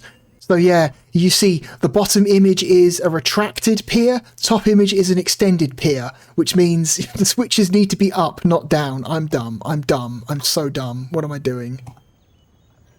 Okay, up. Up. Up. Man, it's been so long since I played this game. I don't remember shit. Okay, that should be the correct. That's the correct.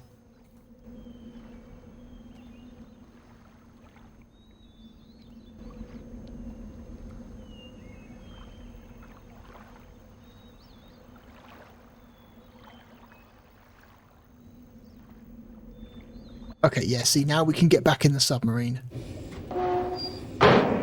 Okay.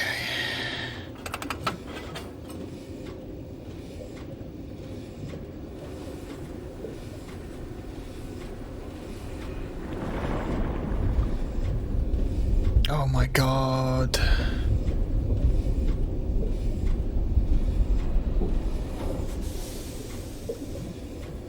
So, according to this, we're going left. Why are we going left?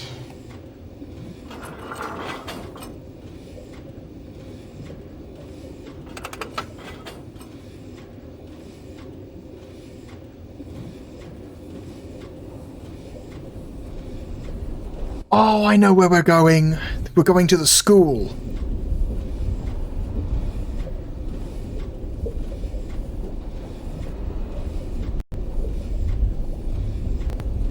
Yeah, this is cool. This is a very important part of the game.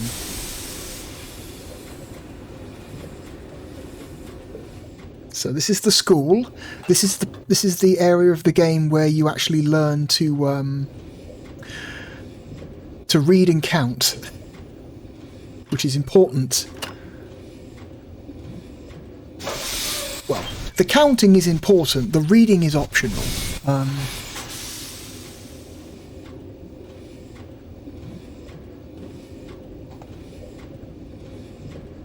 You actually only need to learn how to count to finish the game.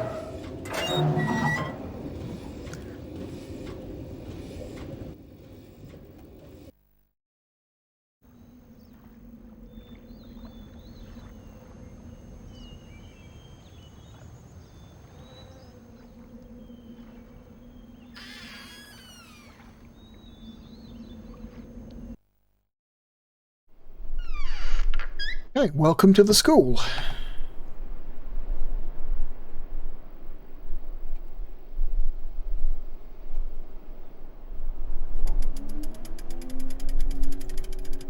Another one of these strange cage devices. Terekoi Dandi, Kibayem Revat, Arroyem Betik Tavom, Gabodona Gayem.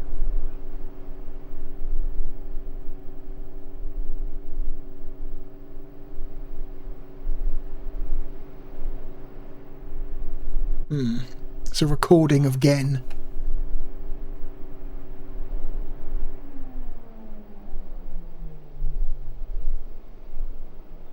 Oh, cool. You know. Catch them while they're young.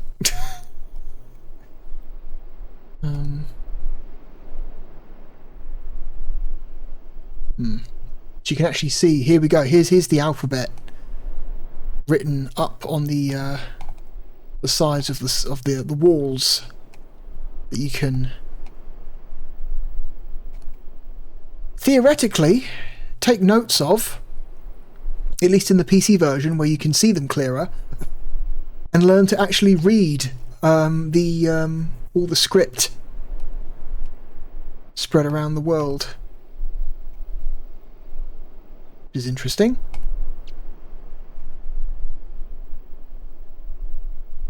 Come on.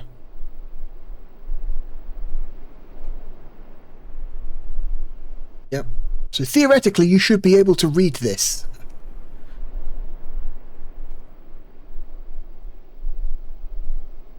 God. Okay. And here's the counting device. So, by pulling this,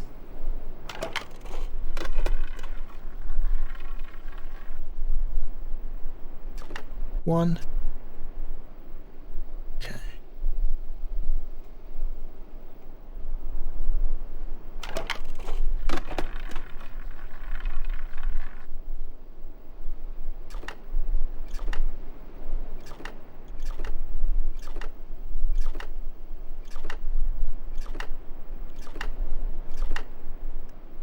Okay, so that's 10. That guy dropped 10 times. And so that little symbol there represents 10. So this is where you would learn to count. So you'd take your piece of paper and you'd make notes. Okay, this symbol equals 10, this symbol equals 1, this symbol equals 4 and whatsoever, until eventually you get like a full. 1, 2, 3, 4, 5, 6, 7, 8. 8. So that means that's 8.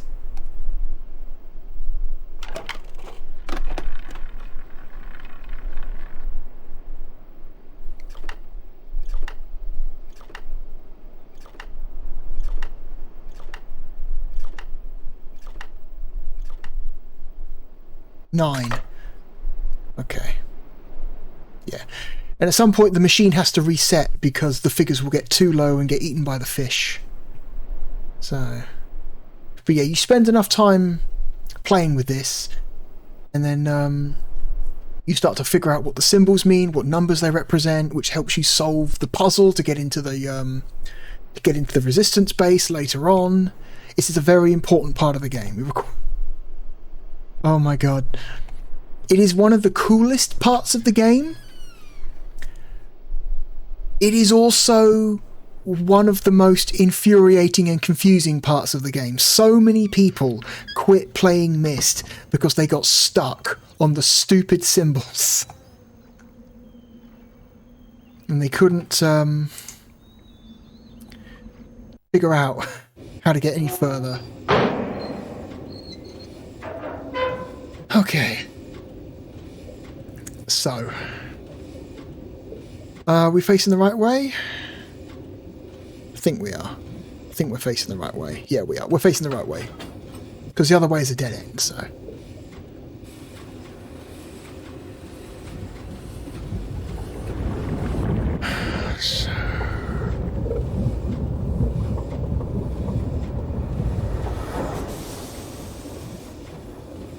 Which way is the platform? Is it left? I think it might be left. I think the platform is left because you come back, you go there. Okay. I think it is to the left. Yeah, because you can kind of see it just in the top left corner of the window. There it is, yeah. So now we come back to the platform, we should be able to climb the ladder. Finally. Finally climb the ladder.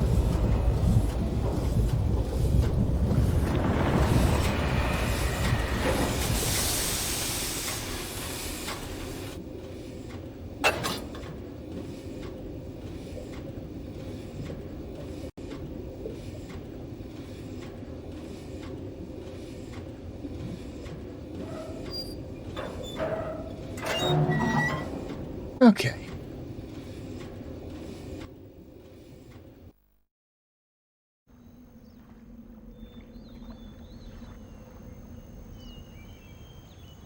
Because we closed this iris mechanism earlier, we can now walk on this platform.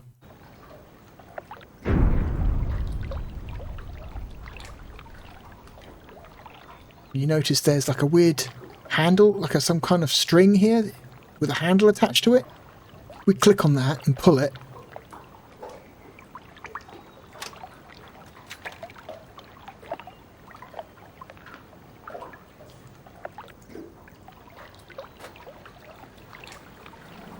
That will summon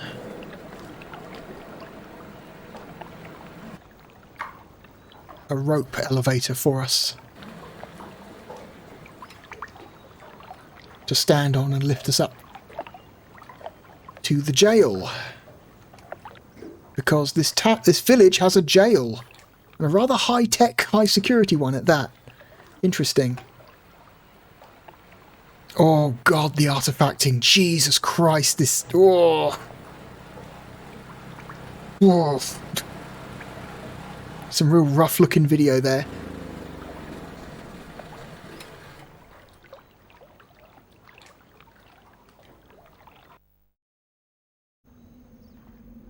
Okay.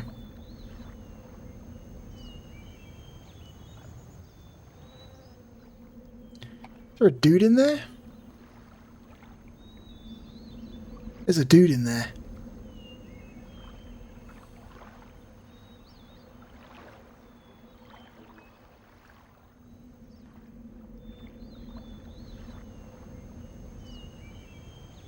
He's looking at us.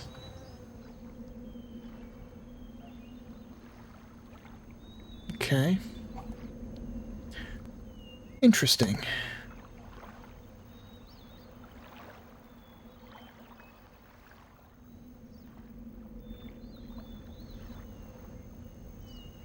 We come over here, we can lower this ladder to create a more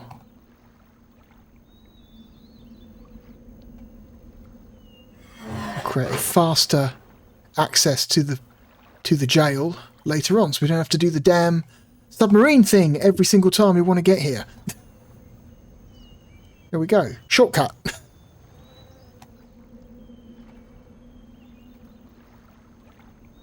Anyway, let's open up the jail and let this guy out.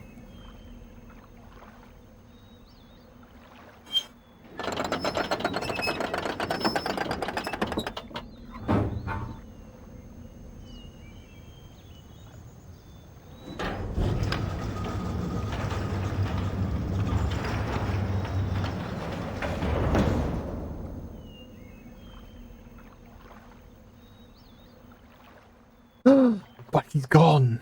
He's disappeared. Where did he go? There was a guy just here. Did he go down the drain? Surely not. Or maybe he did. I don't know.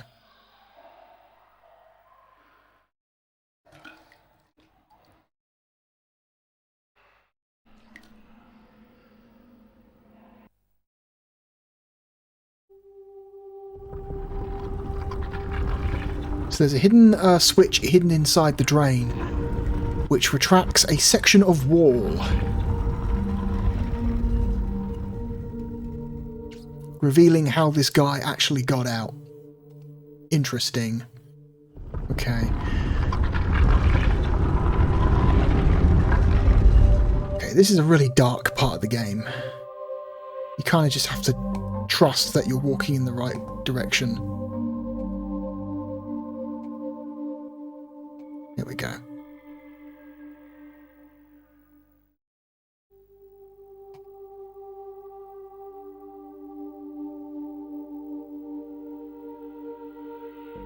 Here we go. Switch that on. And then there will be these little lights stuck to the wall that allow you to see just far enough to turn the next light on.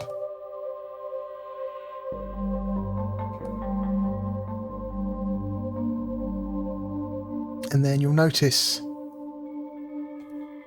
once you go far enough, there's a hidden door. Just turn all the lights on first.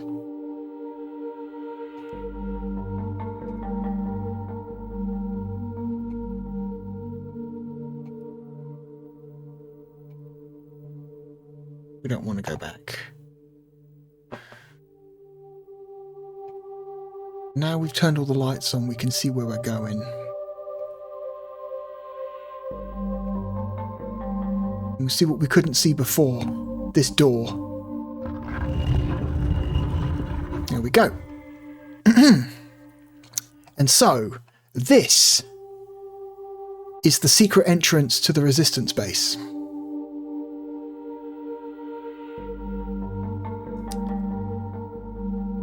Now, the secret code to enter the resistance base is the same every time. It is a fixed code in the old version of Riven. One of the main changes they made in the remake of Riven is they randomize the code every time you start a new game. So,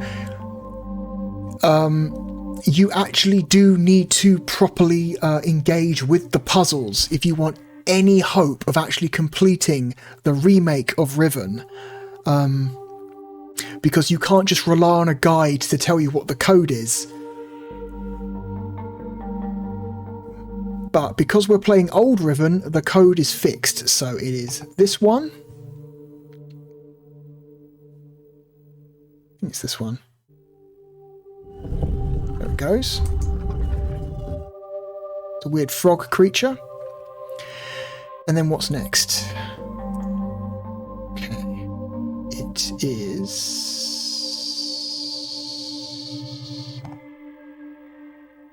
watching my old video again. Here we go. What do I choose next? No? Do I not do the code now? Okay, hang on a second. Do I not do the code now? Why not? This is annoying. I forget what order I did things in my old playthrough. Let me just quickly scrub through.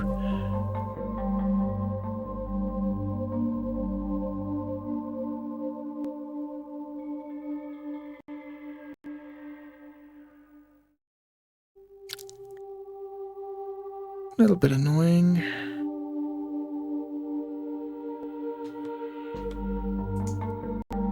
Is it this one?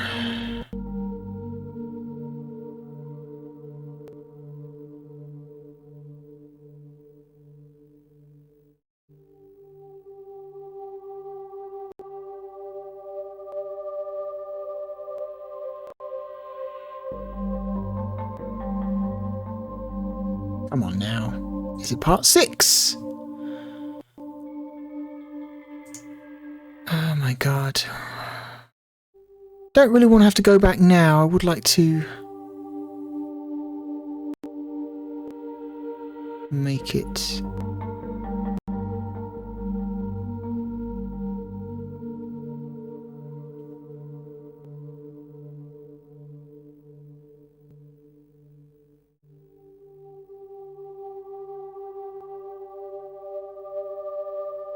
okay, is this one? Okay, what do I do?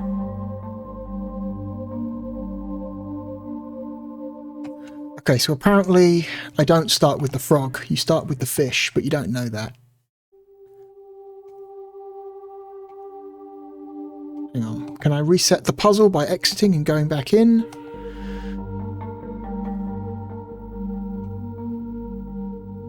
No, you can't. Okay, yep, you can cancel a choice. Okay, good. Okay. So. Face the exit. Click the fish. That's puzzle piece number 1. And you click the bug, the beetle. That's puzzle piece number 2.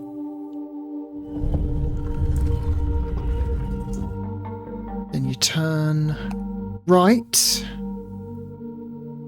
There's another weird frog creature. That's puzzle piece number 3.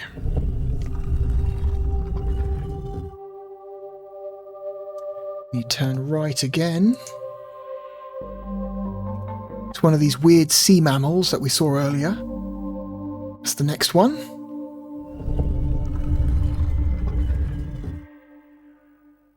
And then it's this middle stone here.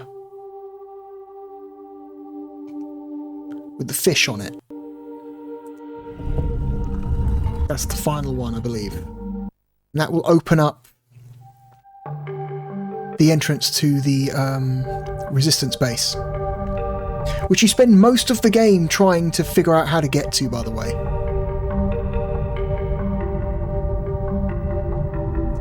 I'm kind of cheating here by doing it so quickly. You're supposed to spend hours and hours and hours exploring the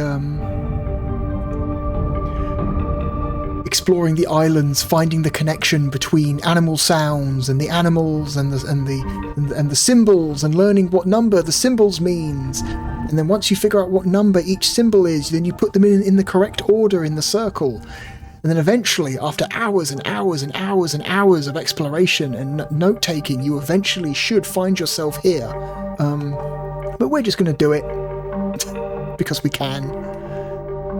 And then we find the mostly burned remains of a linking book that has been... Somebody attempted to destroy this book at some point, but it was saved from the fire and then is now being used as a secret entrance to the resistance base.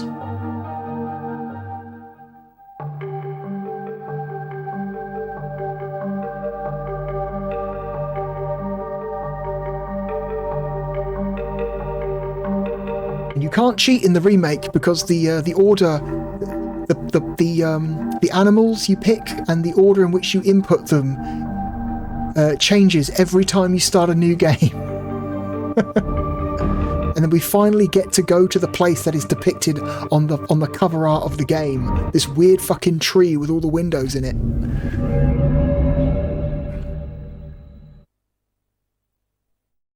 This weird tree with a rock on top of it, full of windows. There we go. Huh, cool.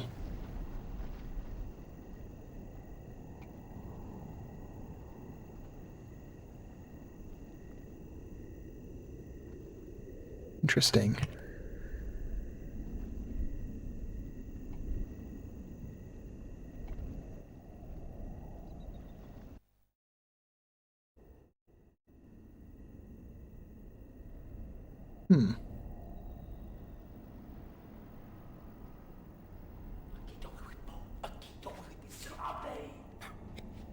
Oh, that's not good. Uh-oh.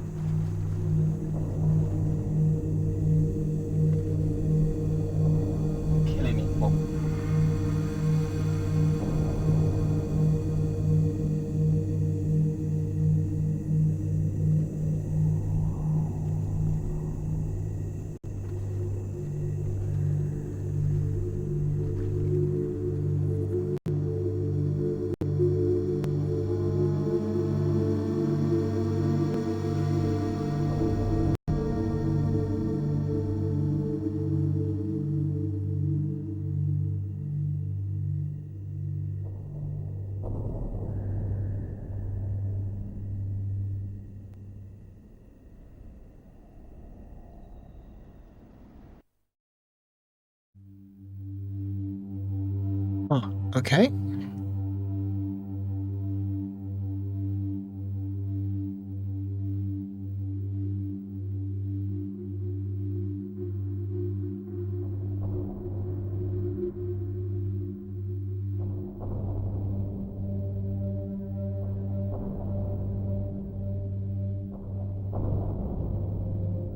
So we've woken up in some kind of cell, I'm guessing. Oh, right. Okay. So, again, it's difficult to tell because of the resolution, but we are inside the tree. We're inside the big round tree full of windows, because you can actually see in the distance there, that's the little dock that we first appeared on when we entered this world. This little pocket dimension. So that's that little orange light down there. That's where we started before we got knocked out.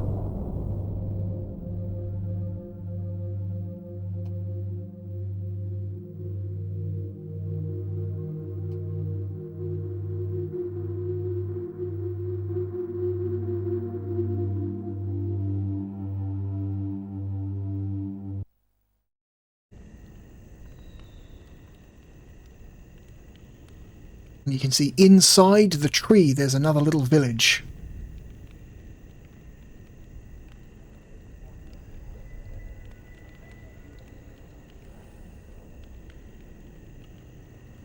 Interesting. Although we don't actually get to explore this village. This is just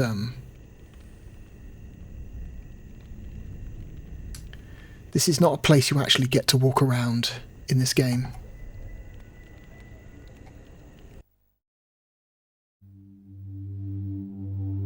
So you actually don't spend very much time here.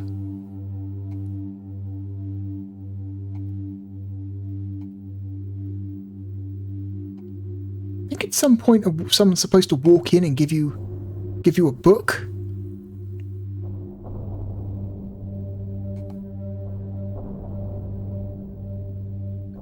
Okay, this is it. The cursor has disappeared, which means there's a video file playing.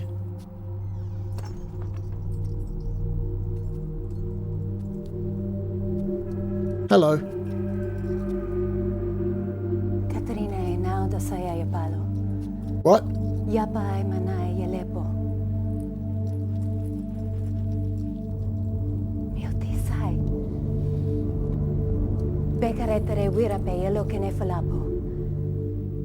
Tisay. Why te falupe?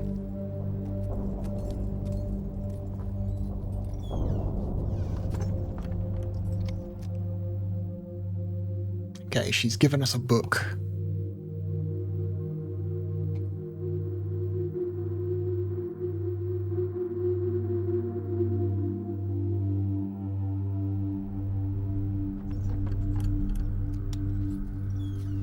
Someone else is coming. Sirapo. Ibuko mo buko wisipo. Na vene. Tapo mo revene beno. Oh. Now, Katerina ne. Wisifa polo ya sepe yai.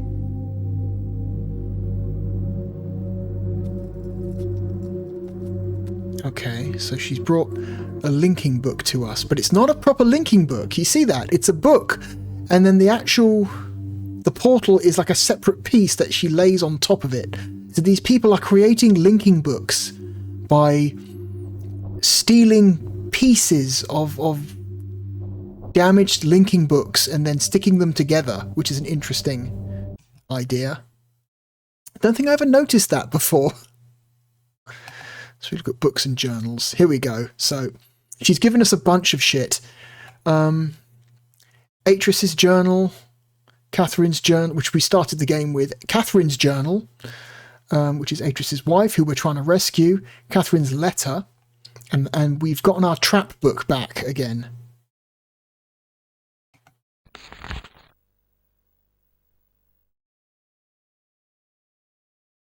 So this is not real. This is the trap book. This is the book that we're supposed to deliver into the hands of Gen to make him think he has a way out, because technically he's trapped here. He's built a little like paradise for himself, but he's kind of pissed off that he's trapped here. He kind of wants freedom to escape. And this is a trap book designed to look like a way out. So you can actually click this and trap yourself, which would result in, I believe, in a game over. So don't do that. But we can read some stuff here. Catherine's letter. I write quickly from my prison. Neela will return your book with the Moeti, which the Moeti intercepted upon your arrival. The Moeti are the people who live in this world. After questioning her, I've concluded that it was written by Atris for a very specific purpose. Gen will desire to use it, although he may have suspicions. If you can find my prison, you will still need the combination to release me. Gen keeps it in his office. Then I assume we're to signal Atris. I think I know how it might be done, but don't signal him before I am released. Catherine. So, this game has multiple endings.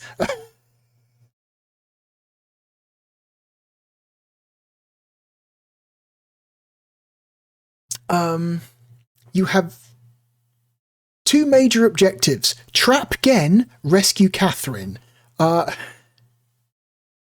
believe there are different endings depending on whether or not you complete all three objectives before signalling Atris. If you get the best ending by doing both, by capturing Gen and rescuing Catherine, and then you get the best ending of that. There you get significantly less good endings if you signal Atris without rescuing Catherine, or you signal Atris without capturing Gen or rescuing Catherine. And I think there might be another one. There might be an ending where you rescue Catherine but don't trap Gen.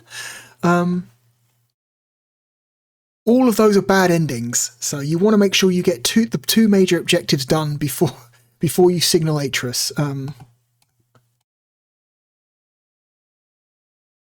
Okay. Catherine's journal, I believe, might have.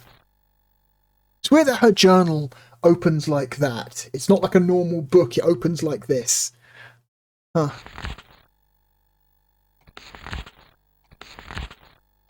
Again, this is kind of important stuff you need to read if you want to properly understand a lot of this world and this story. And a lot of the symbolism used in the game is explained in these books and letters.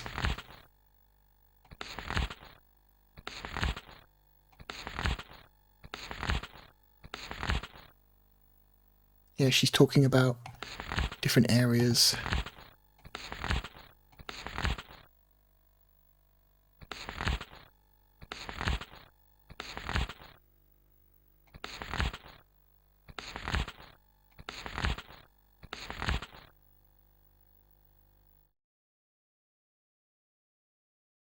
Yeah, I have found the Starfisher. It is located on the island with the Rivenese called Alapo, meaning water pool. So yeah, you remember where we started the game, and we've got that weird mechanism on top of the metal plates. Yeah, this is where you're supposed to find out. That's the fissure which Atris was thrown into at the start of Myst. Okay. Ultimately, however, they decided against opening it. So that's actually the sequence to unlocking the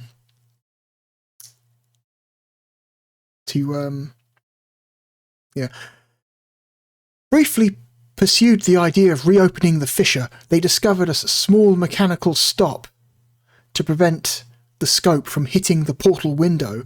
Ultimately, however, they decided against opening it. I hate to think what would have happened to them if they had not left it alone. So yeah, there's a safety mechanism on this device to stop it from accidentally breaking the seal, because if you break the seal, the fissure opens back up and basically continues doing what it was doing and destroys the world. Yeah, there's a lot of stuff here. There's a lot of stuff. This is worth reading if you want to understand the story of this game. Anyway, how much more of this am I going to play? I don't know. I don't know.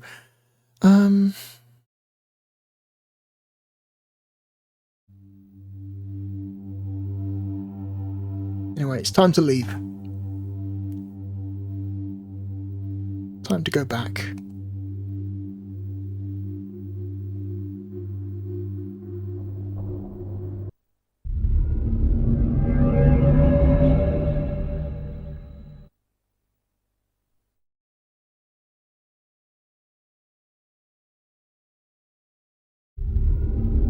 Okay, cool.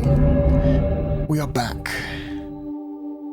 What if we go back to the minecart and we go back to the Disc 3 island again? Finally. What if we went there?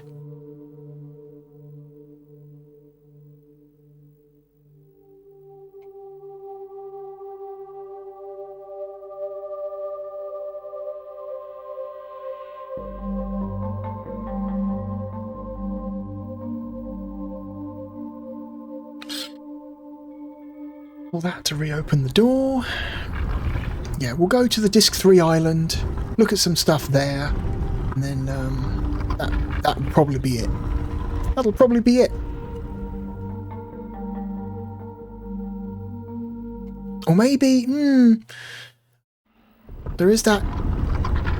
Okay, no, there is one more location we can go to before that.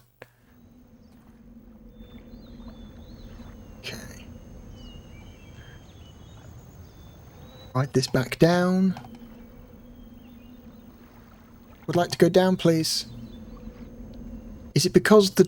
Oh, okay. It's because the jail's open. We've got to close the jail.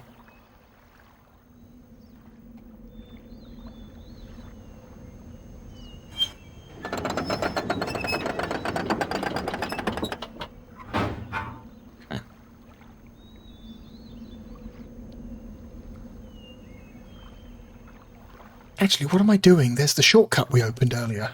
There's literally a shortcut here. What am I talking about?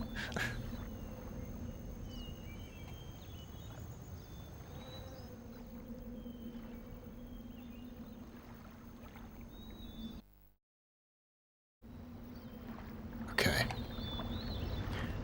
Where does that put me?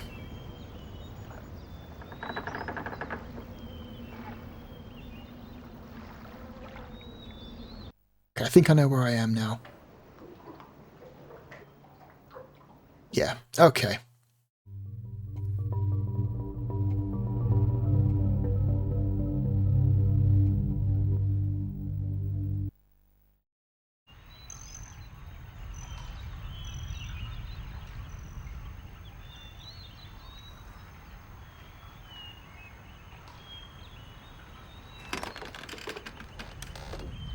That leads us. That goes back down to the tree area.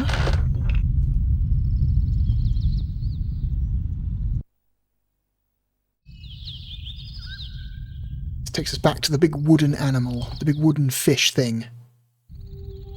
So I think it's a fish. Could be a fish. Could be a lizard. I don't really know.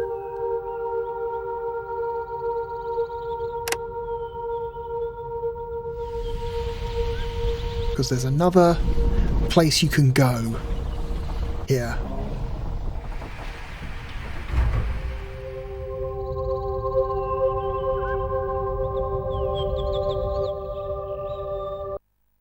Yes, I think it's the correct locations, the place I'm thinking of. So if you grab this and you pull down, instead of up, it takes you somewhere else.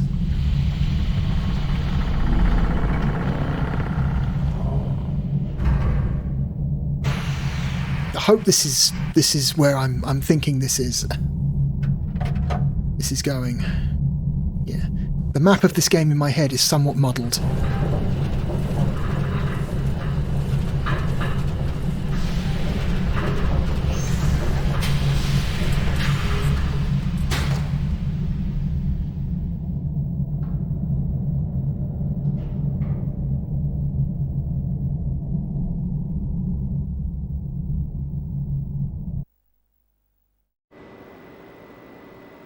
Okay, sweet.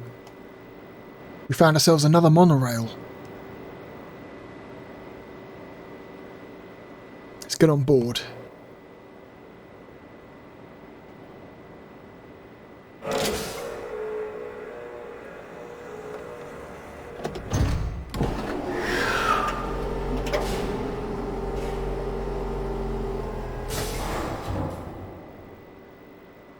But instead of using the monorail, I think there is a way to... Do we have to use the monorail? Can we... Huh. Okay, for some reason in my head I thought we could get off the other side of this dock. Hang on. Again, my memory is so shot on this game. Because you see there's another dock on the other side.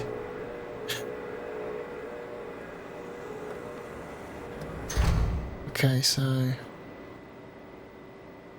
Yeah, we can get off this side, but not the other side. Okay. Whatever, it's fine.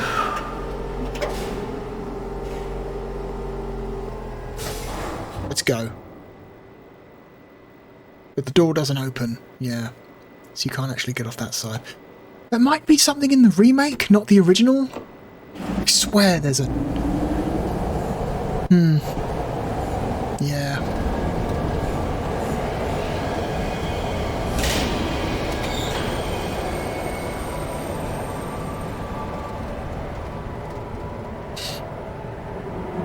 Aha! Okay. This might be what I'm thinking about.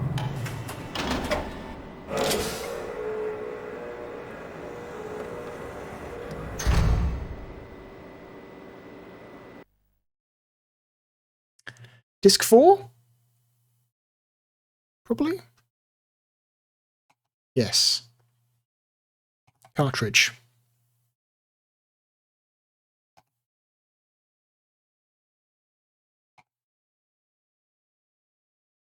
Oh, this is disc 3, not disc 4. Okay.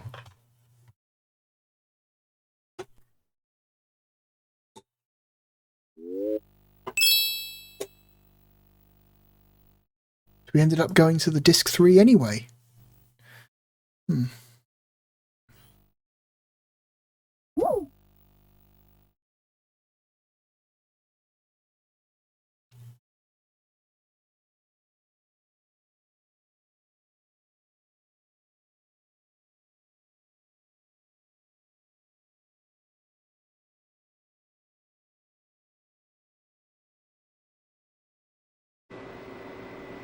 Okay.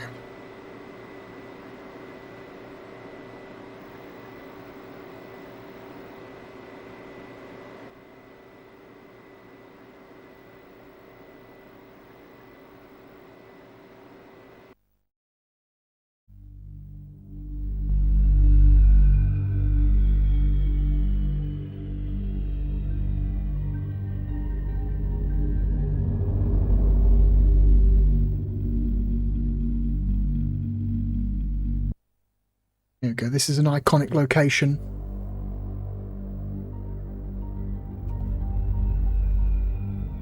This area looks gorgeous in the remake, by the way.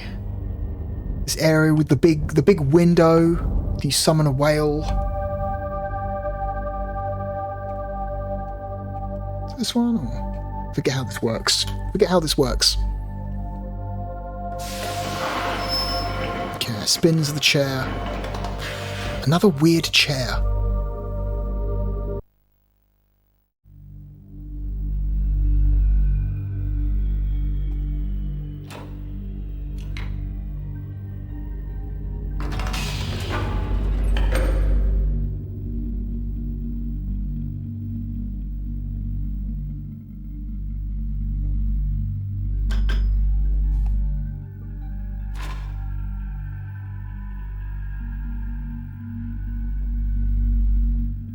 Okay, it's another security cam system so you can spy.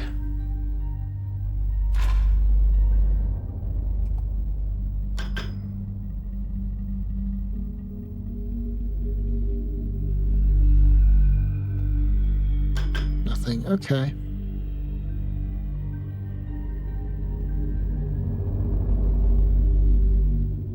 Oh, I forget how this works.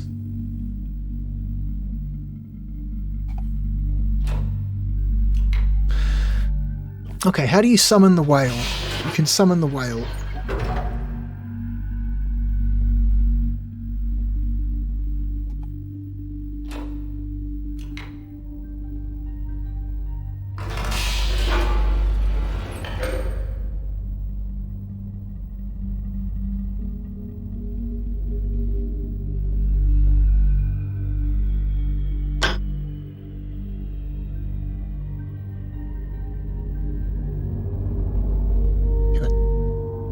Turns on a light.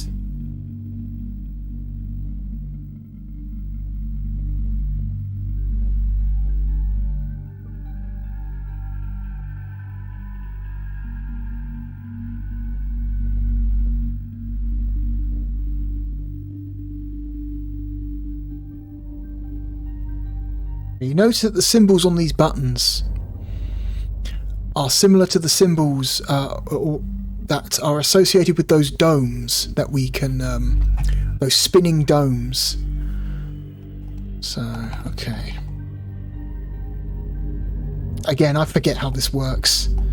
Can we turn this? Yes, we can.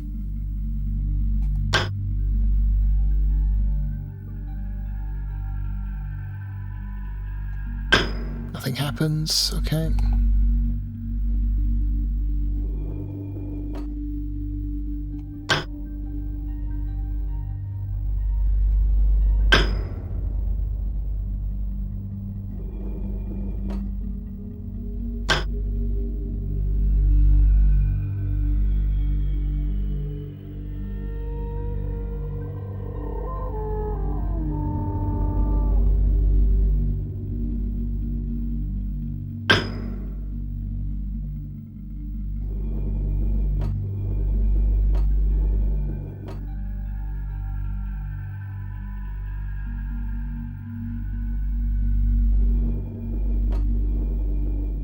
God damn it. I've lost track now. Nope.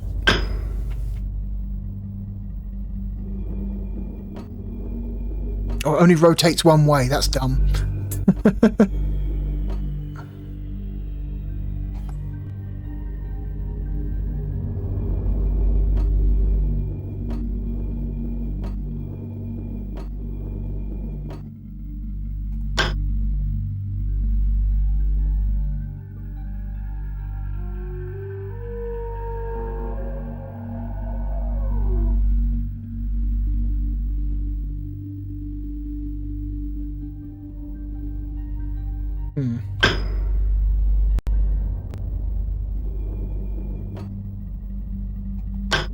Just click all of them and to see if something happens.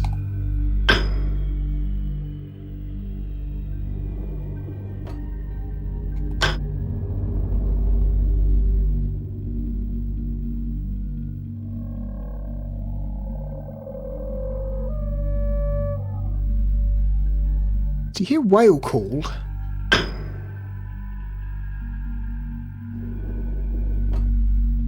I forget what the lights represent. God, the lights... Okay. This did something.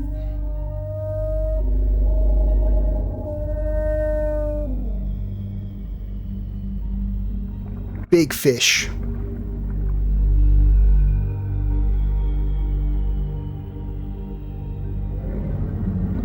Oh, this is the animal that you see at all those offering sites that we've seen. The little statues that people offer food to are little representations of this fish. That's what that is. Okay.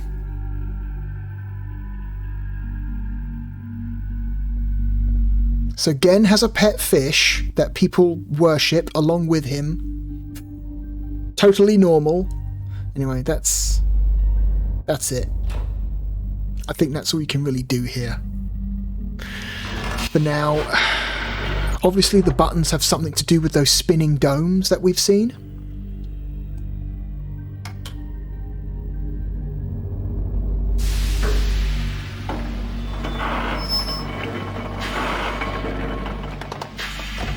God.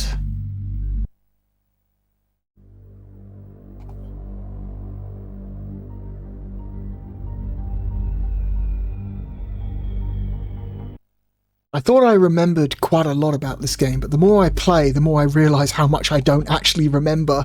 Oh, fuck.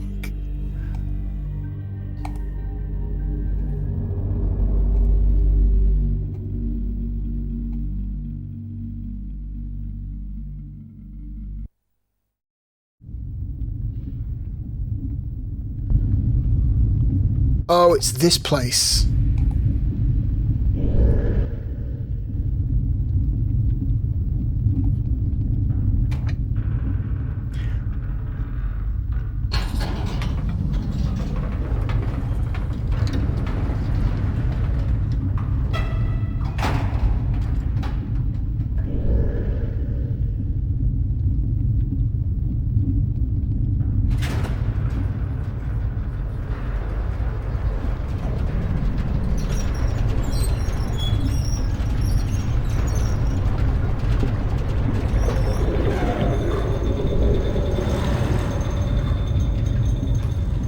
So this is actually one of the more visually striking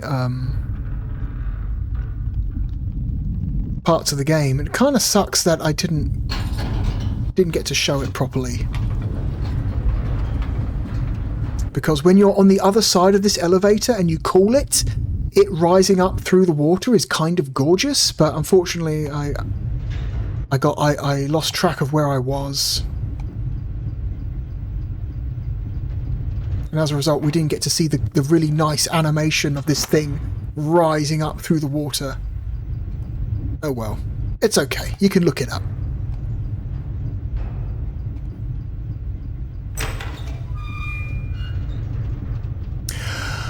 Oh shit, that literally... Okay, yeah. So I did correctly remember that it's somewhere in the game that you can get out on both sides of the platform if you rotate the monorail.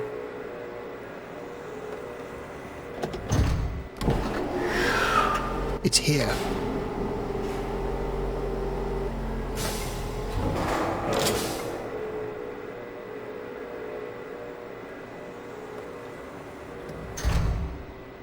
Anyway. So we've done everything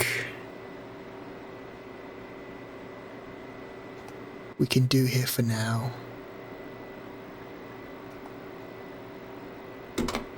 Let's go back to the minecart area.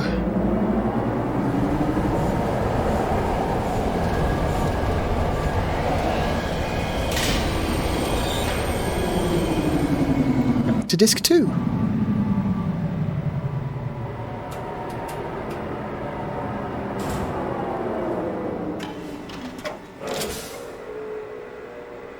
And then after a short walk, back to disc 3 again.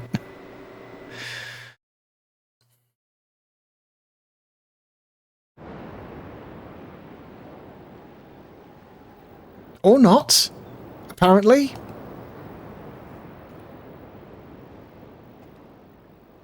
Wait, where are we? Is this a... Wait, did we get off at a different monorail? Oh my god, we got off at a different monorail.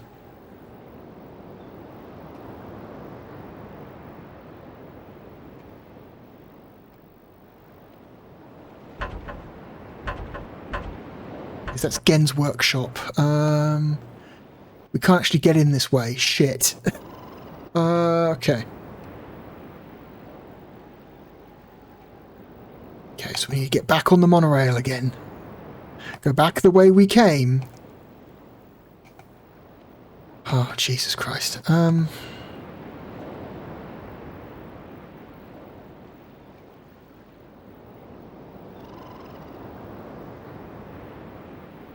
is there a thing round here?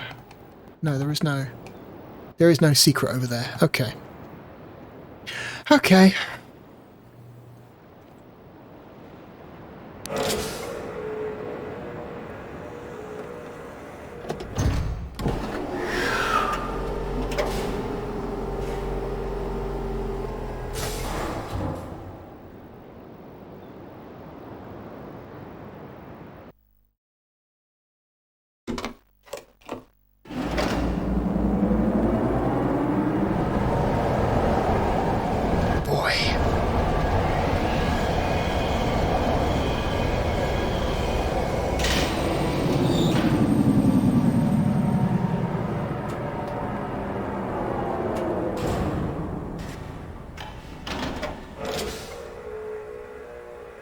But we can get off the other side now, so that's nice.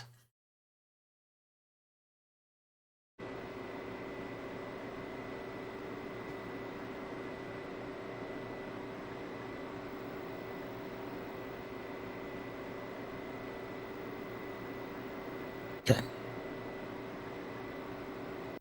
Where does this spit us out?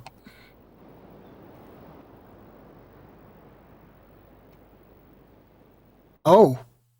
Oh, I know where we are.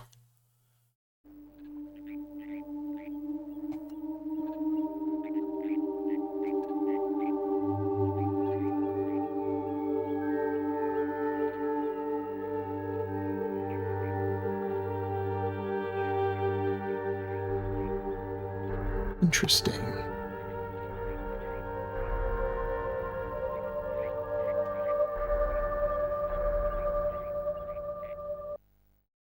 Yeah, this place. God.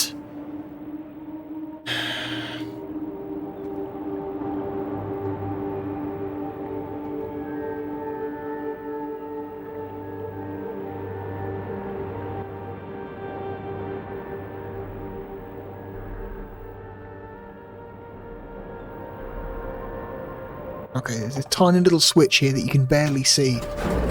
Okay.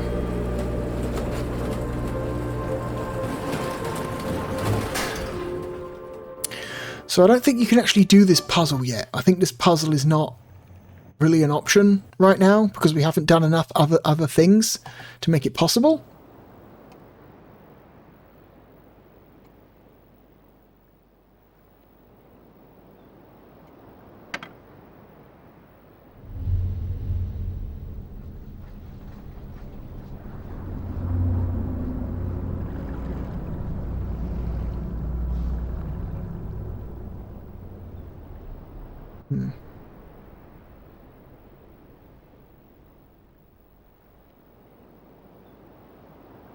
So you'll notice that each one of these things here represents one of the main islands.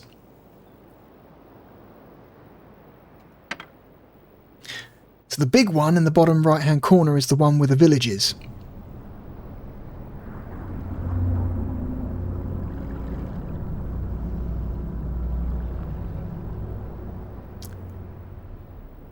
The one, the larger of the two islands in the top right corner is the island where we started.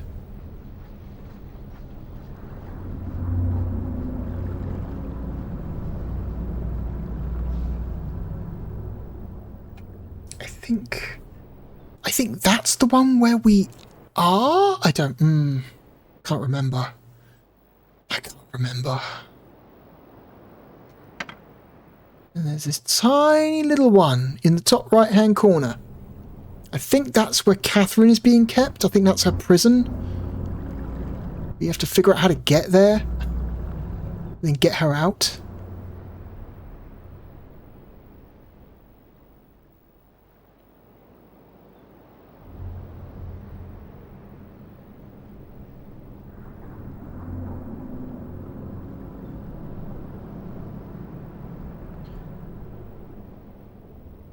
Okay, I'm not sure what the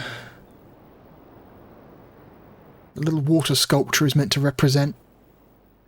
Meant to be like a topographical, like, map, maybe? I don't know.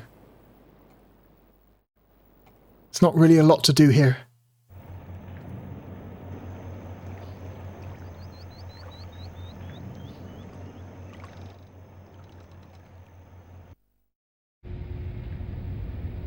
Yeah.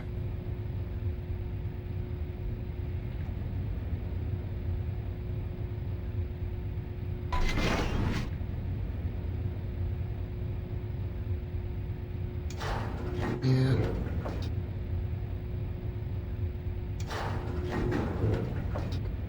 So you click on the little puzzle piece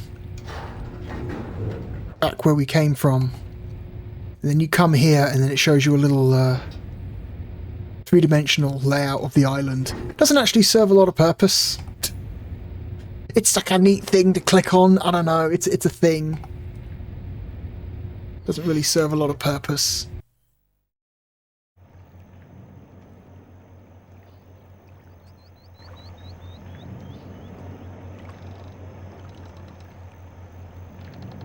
Oh, hey, look, another one of these.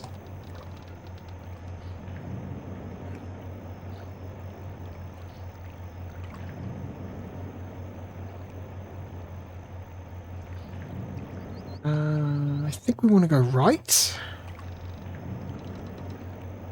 Okay.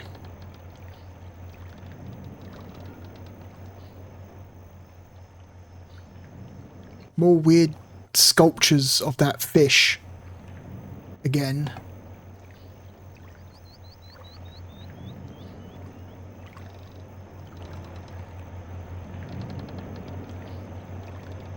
Oh, but this one's broken. Yeah. This has been damaged. Although it still functions, so if you just kind of... There we go. You just spam it, you eventually get it.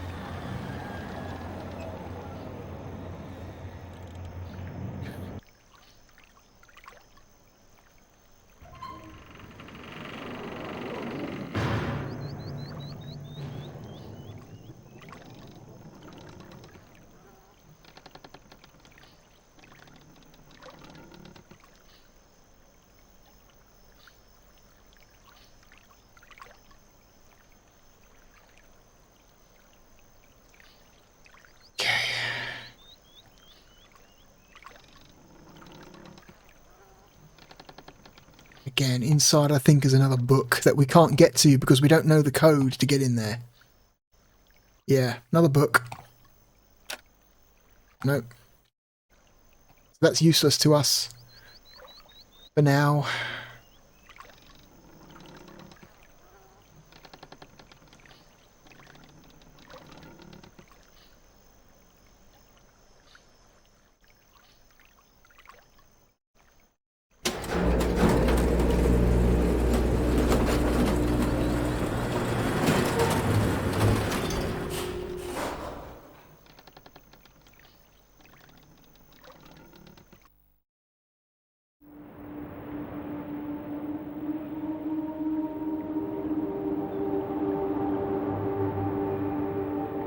Make our way back to the monorail.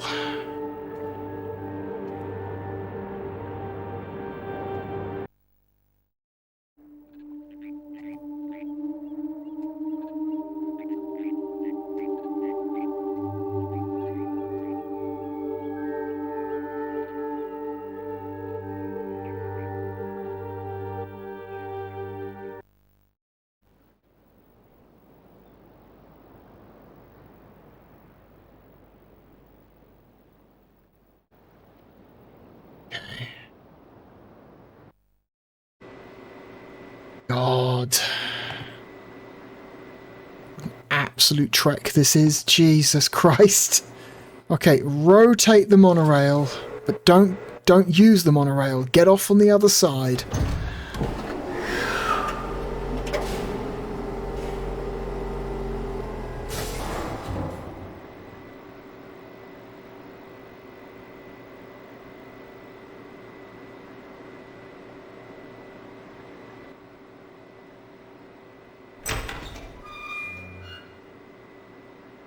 Get back in the elevator.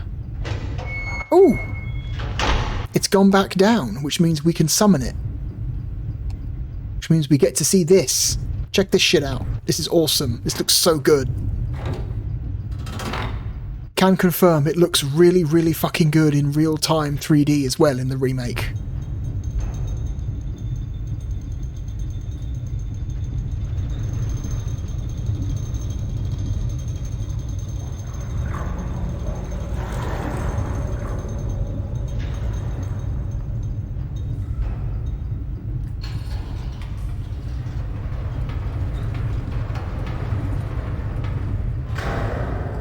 Okay.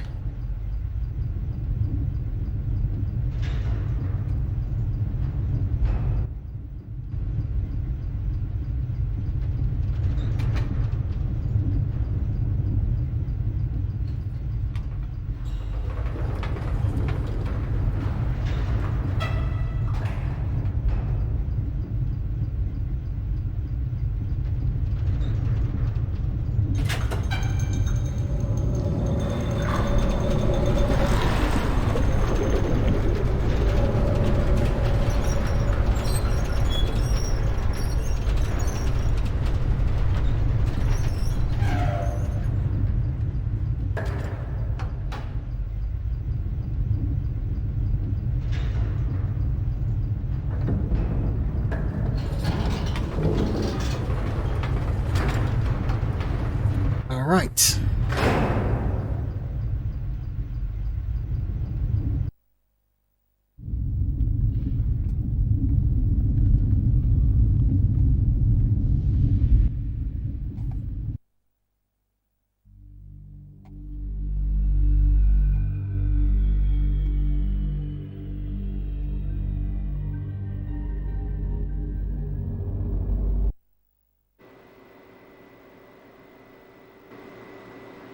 Get back in the this monorail. Rotate.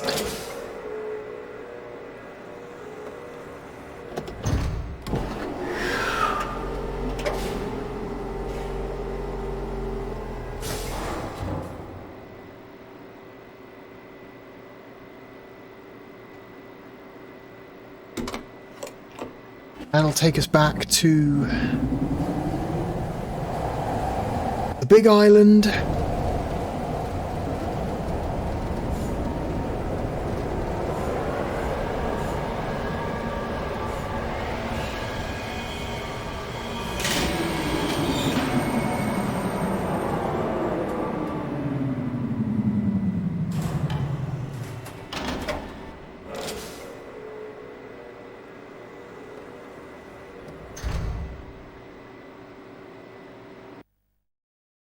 And then back to disc 2. You know what? I think that might be enough. I think that might be enough. We don't need to play any more Riven. You get the point. You get the point.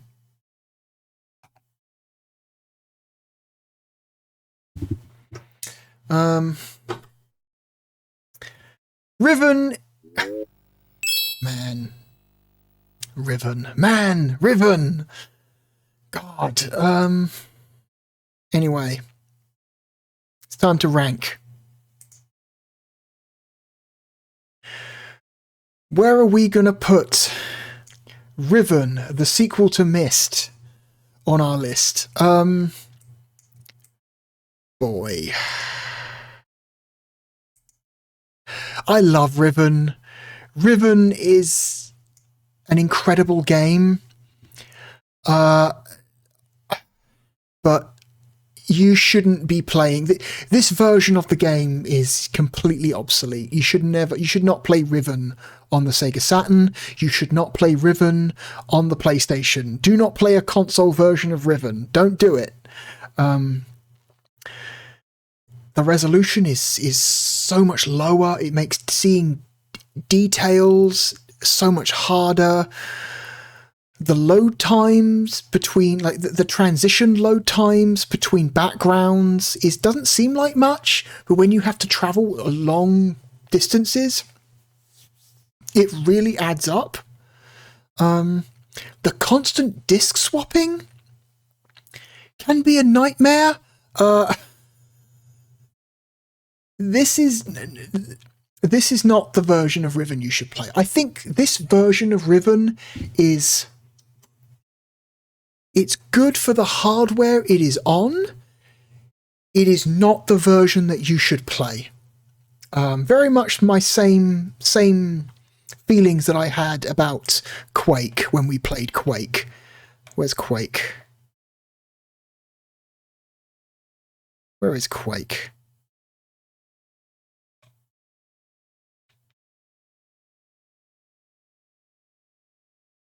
Get where I put Quake. Oh no, here it is.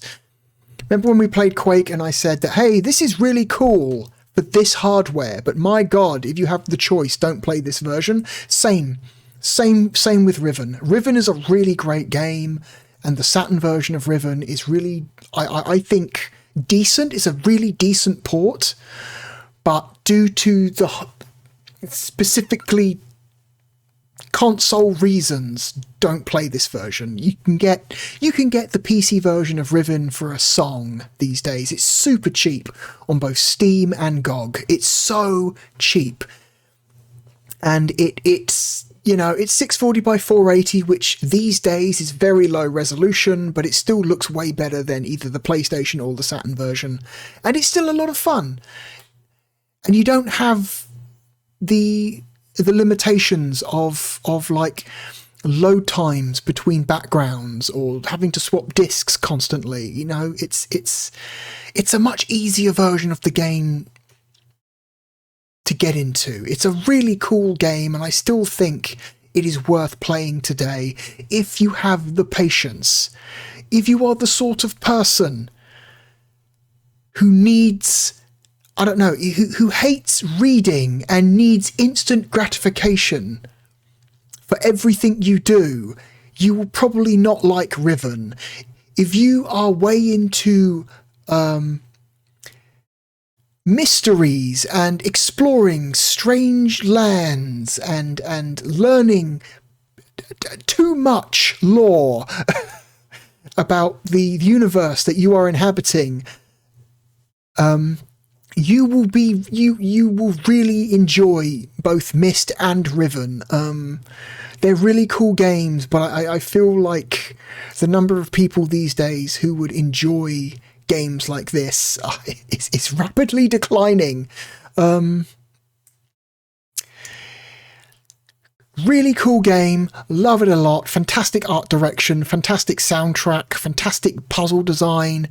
This is not the version you should play. But it's a good, it's a decent, I think that this is probably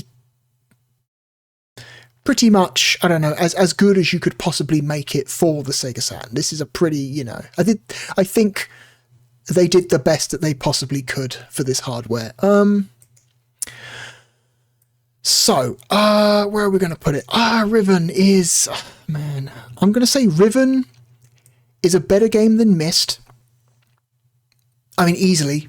I mean, I'm not just talking about the Saturn version, I'm talking about any version. Any version of Riven is better than the same version of, like, Myst that came out on that hardware,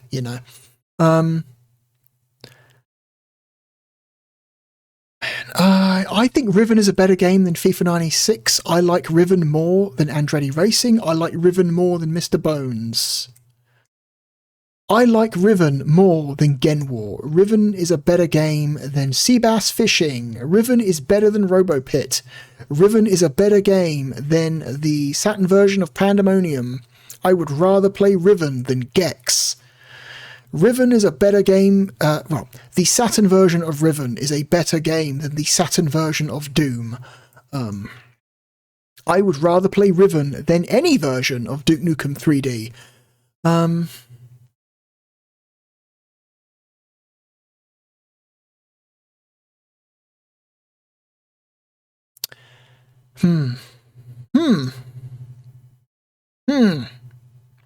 I like Riven more than Mortal Kombat Trilogy.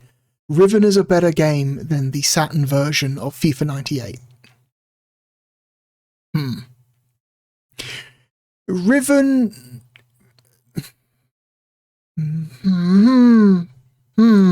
See, I don't know. So this is another sticking point that proves to me that we might need to slightly reorder this list slightly. Because I like Riven a lot more than Shining Wisdom, but do I like Riven more than Tomb Raider? Even more, like...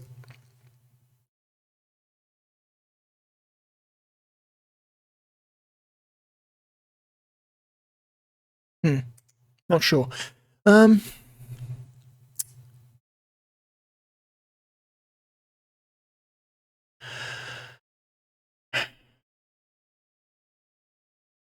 Wipeout is a better game than the Saturn version of Riven.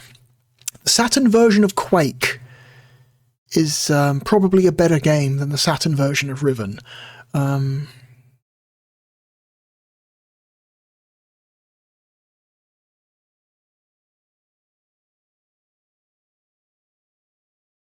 Crazy Ivan is probably a better game. Sonic 3D is probably a better console game than Riven.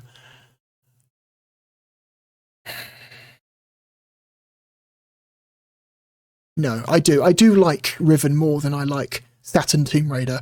Saturn Tomb Raider is such a mess. My God, Saturn Tomb Raider is a mess. Jesus Christ.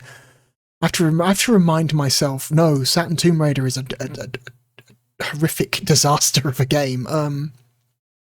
So no, Saturn Riven is definitely better. Saturn Riven is definitely better than Shining Wisdom. It's here. It's here somewhere. It's here somewhere. Saturn Riven is, I think, a better game than Firestorm Thunderhawk 2. I think it's better than Dark Savior. I think it's better than Croc. It's better than Panzer Dragoon 1. I like it more than Shell Shock. I think it's a better game than Striker 96.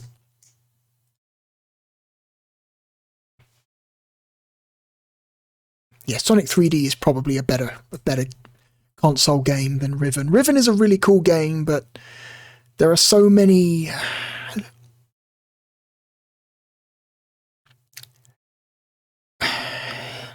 things about this version of the game that are worse than what, than the PC version.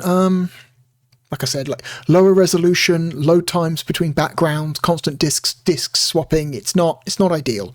It's not ideal. I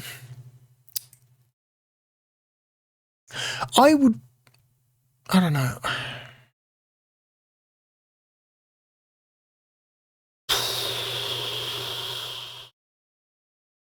Street Racer is probably a better console game than Riven. International Victory Goal is probably a better Sega Saturn game than Riven.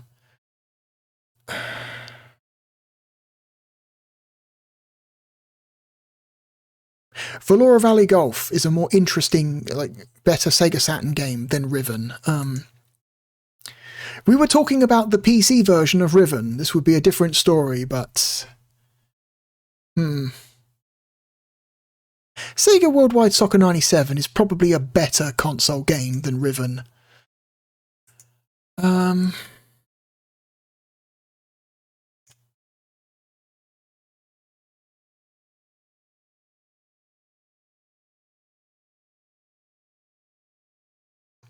Darklight Conflict is a better console game than Riven.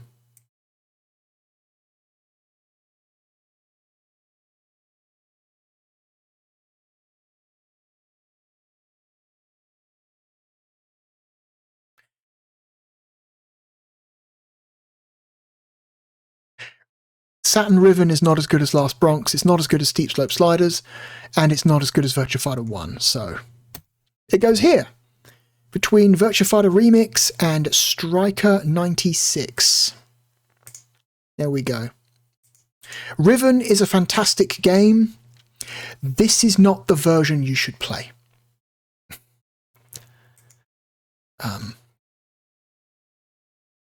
Anyway.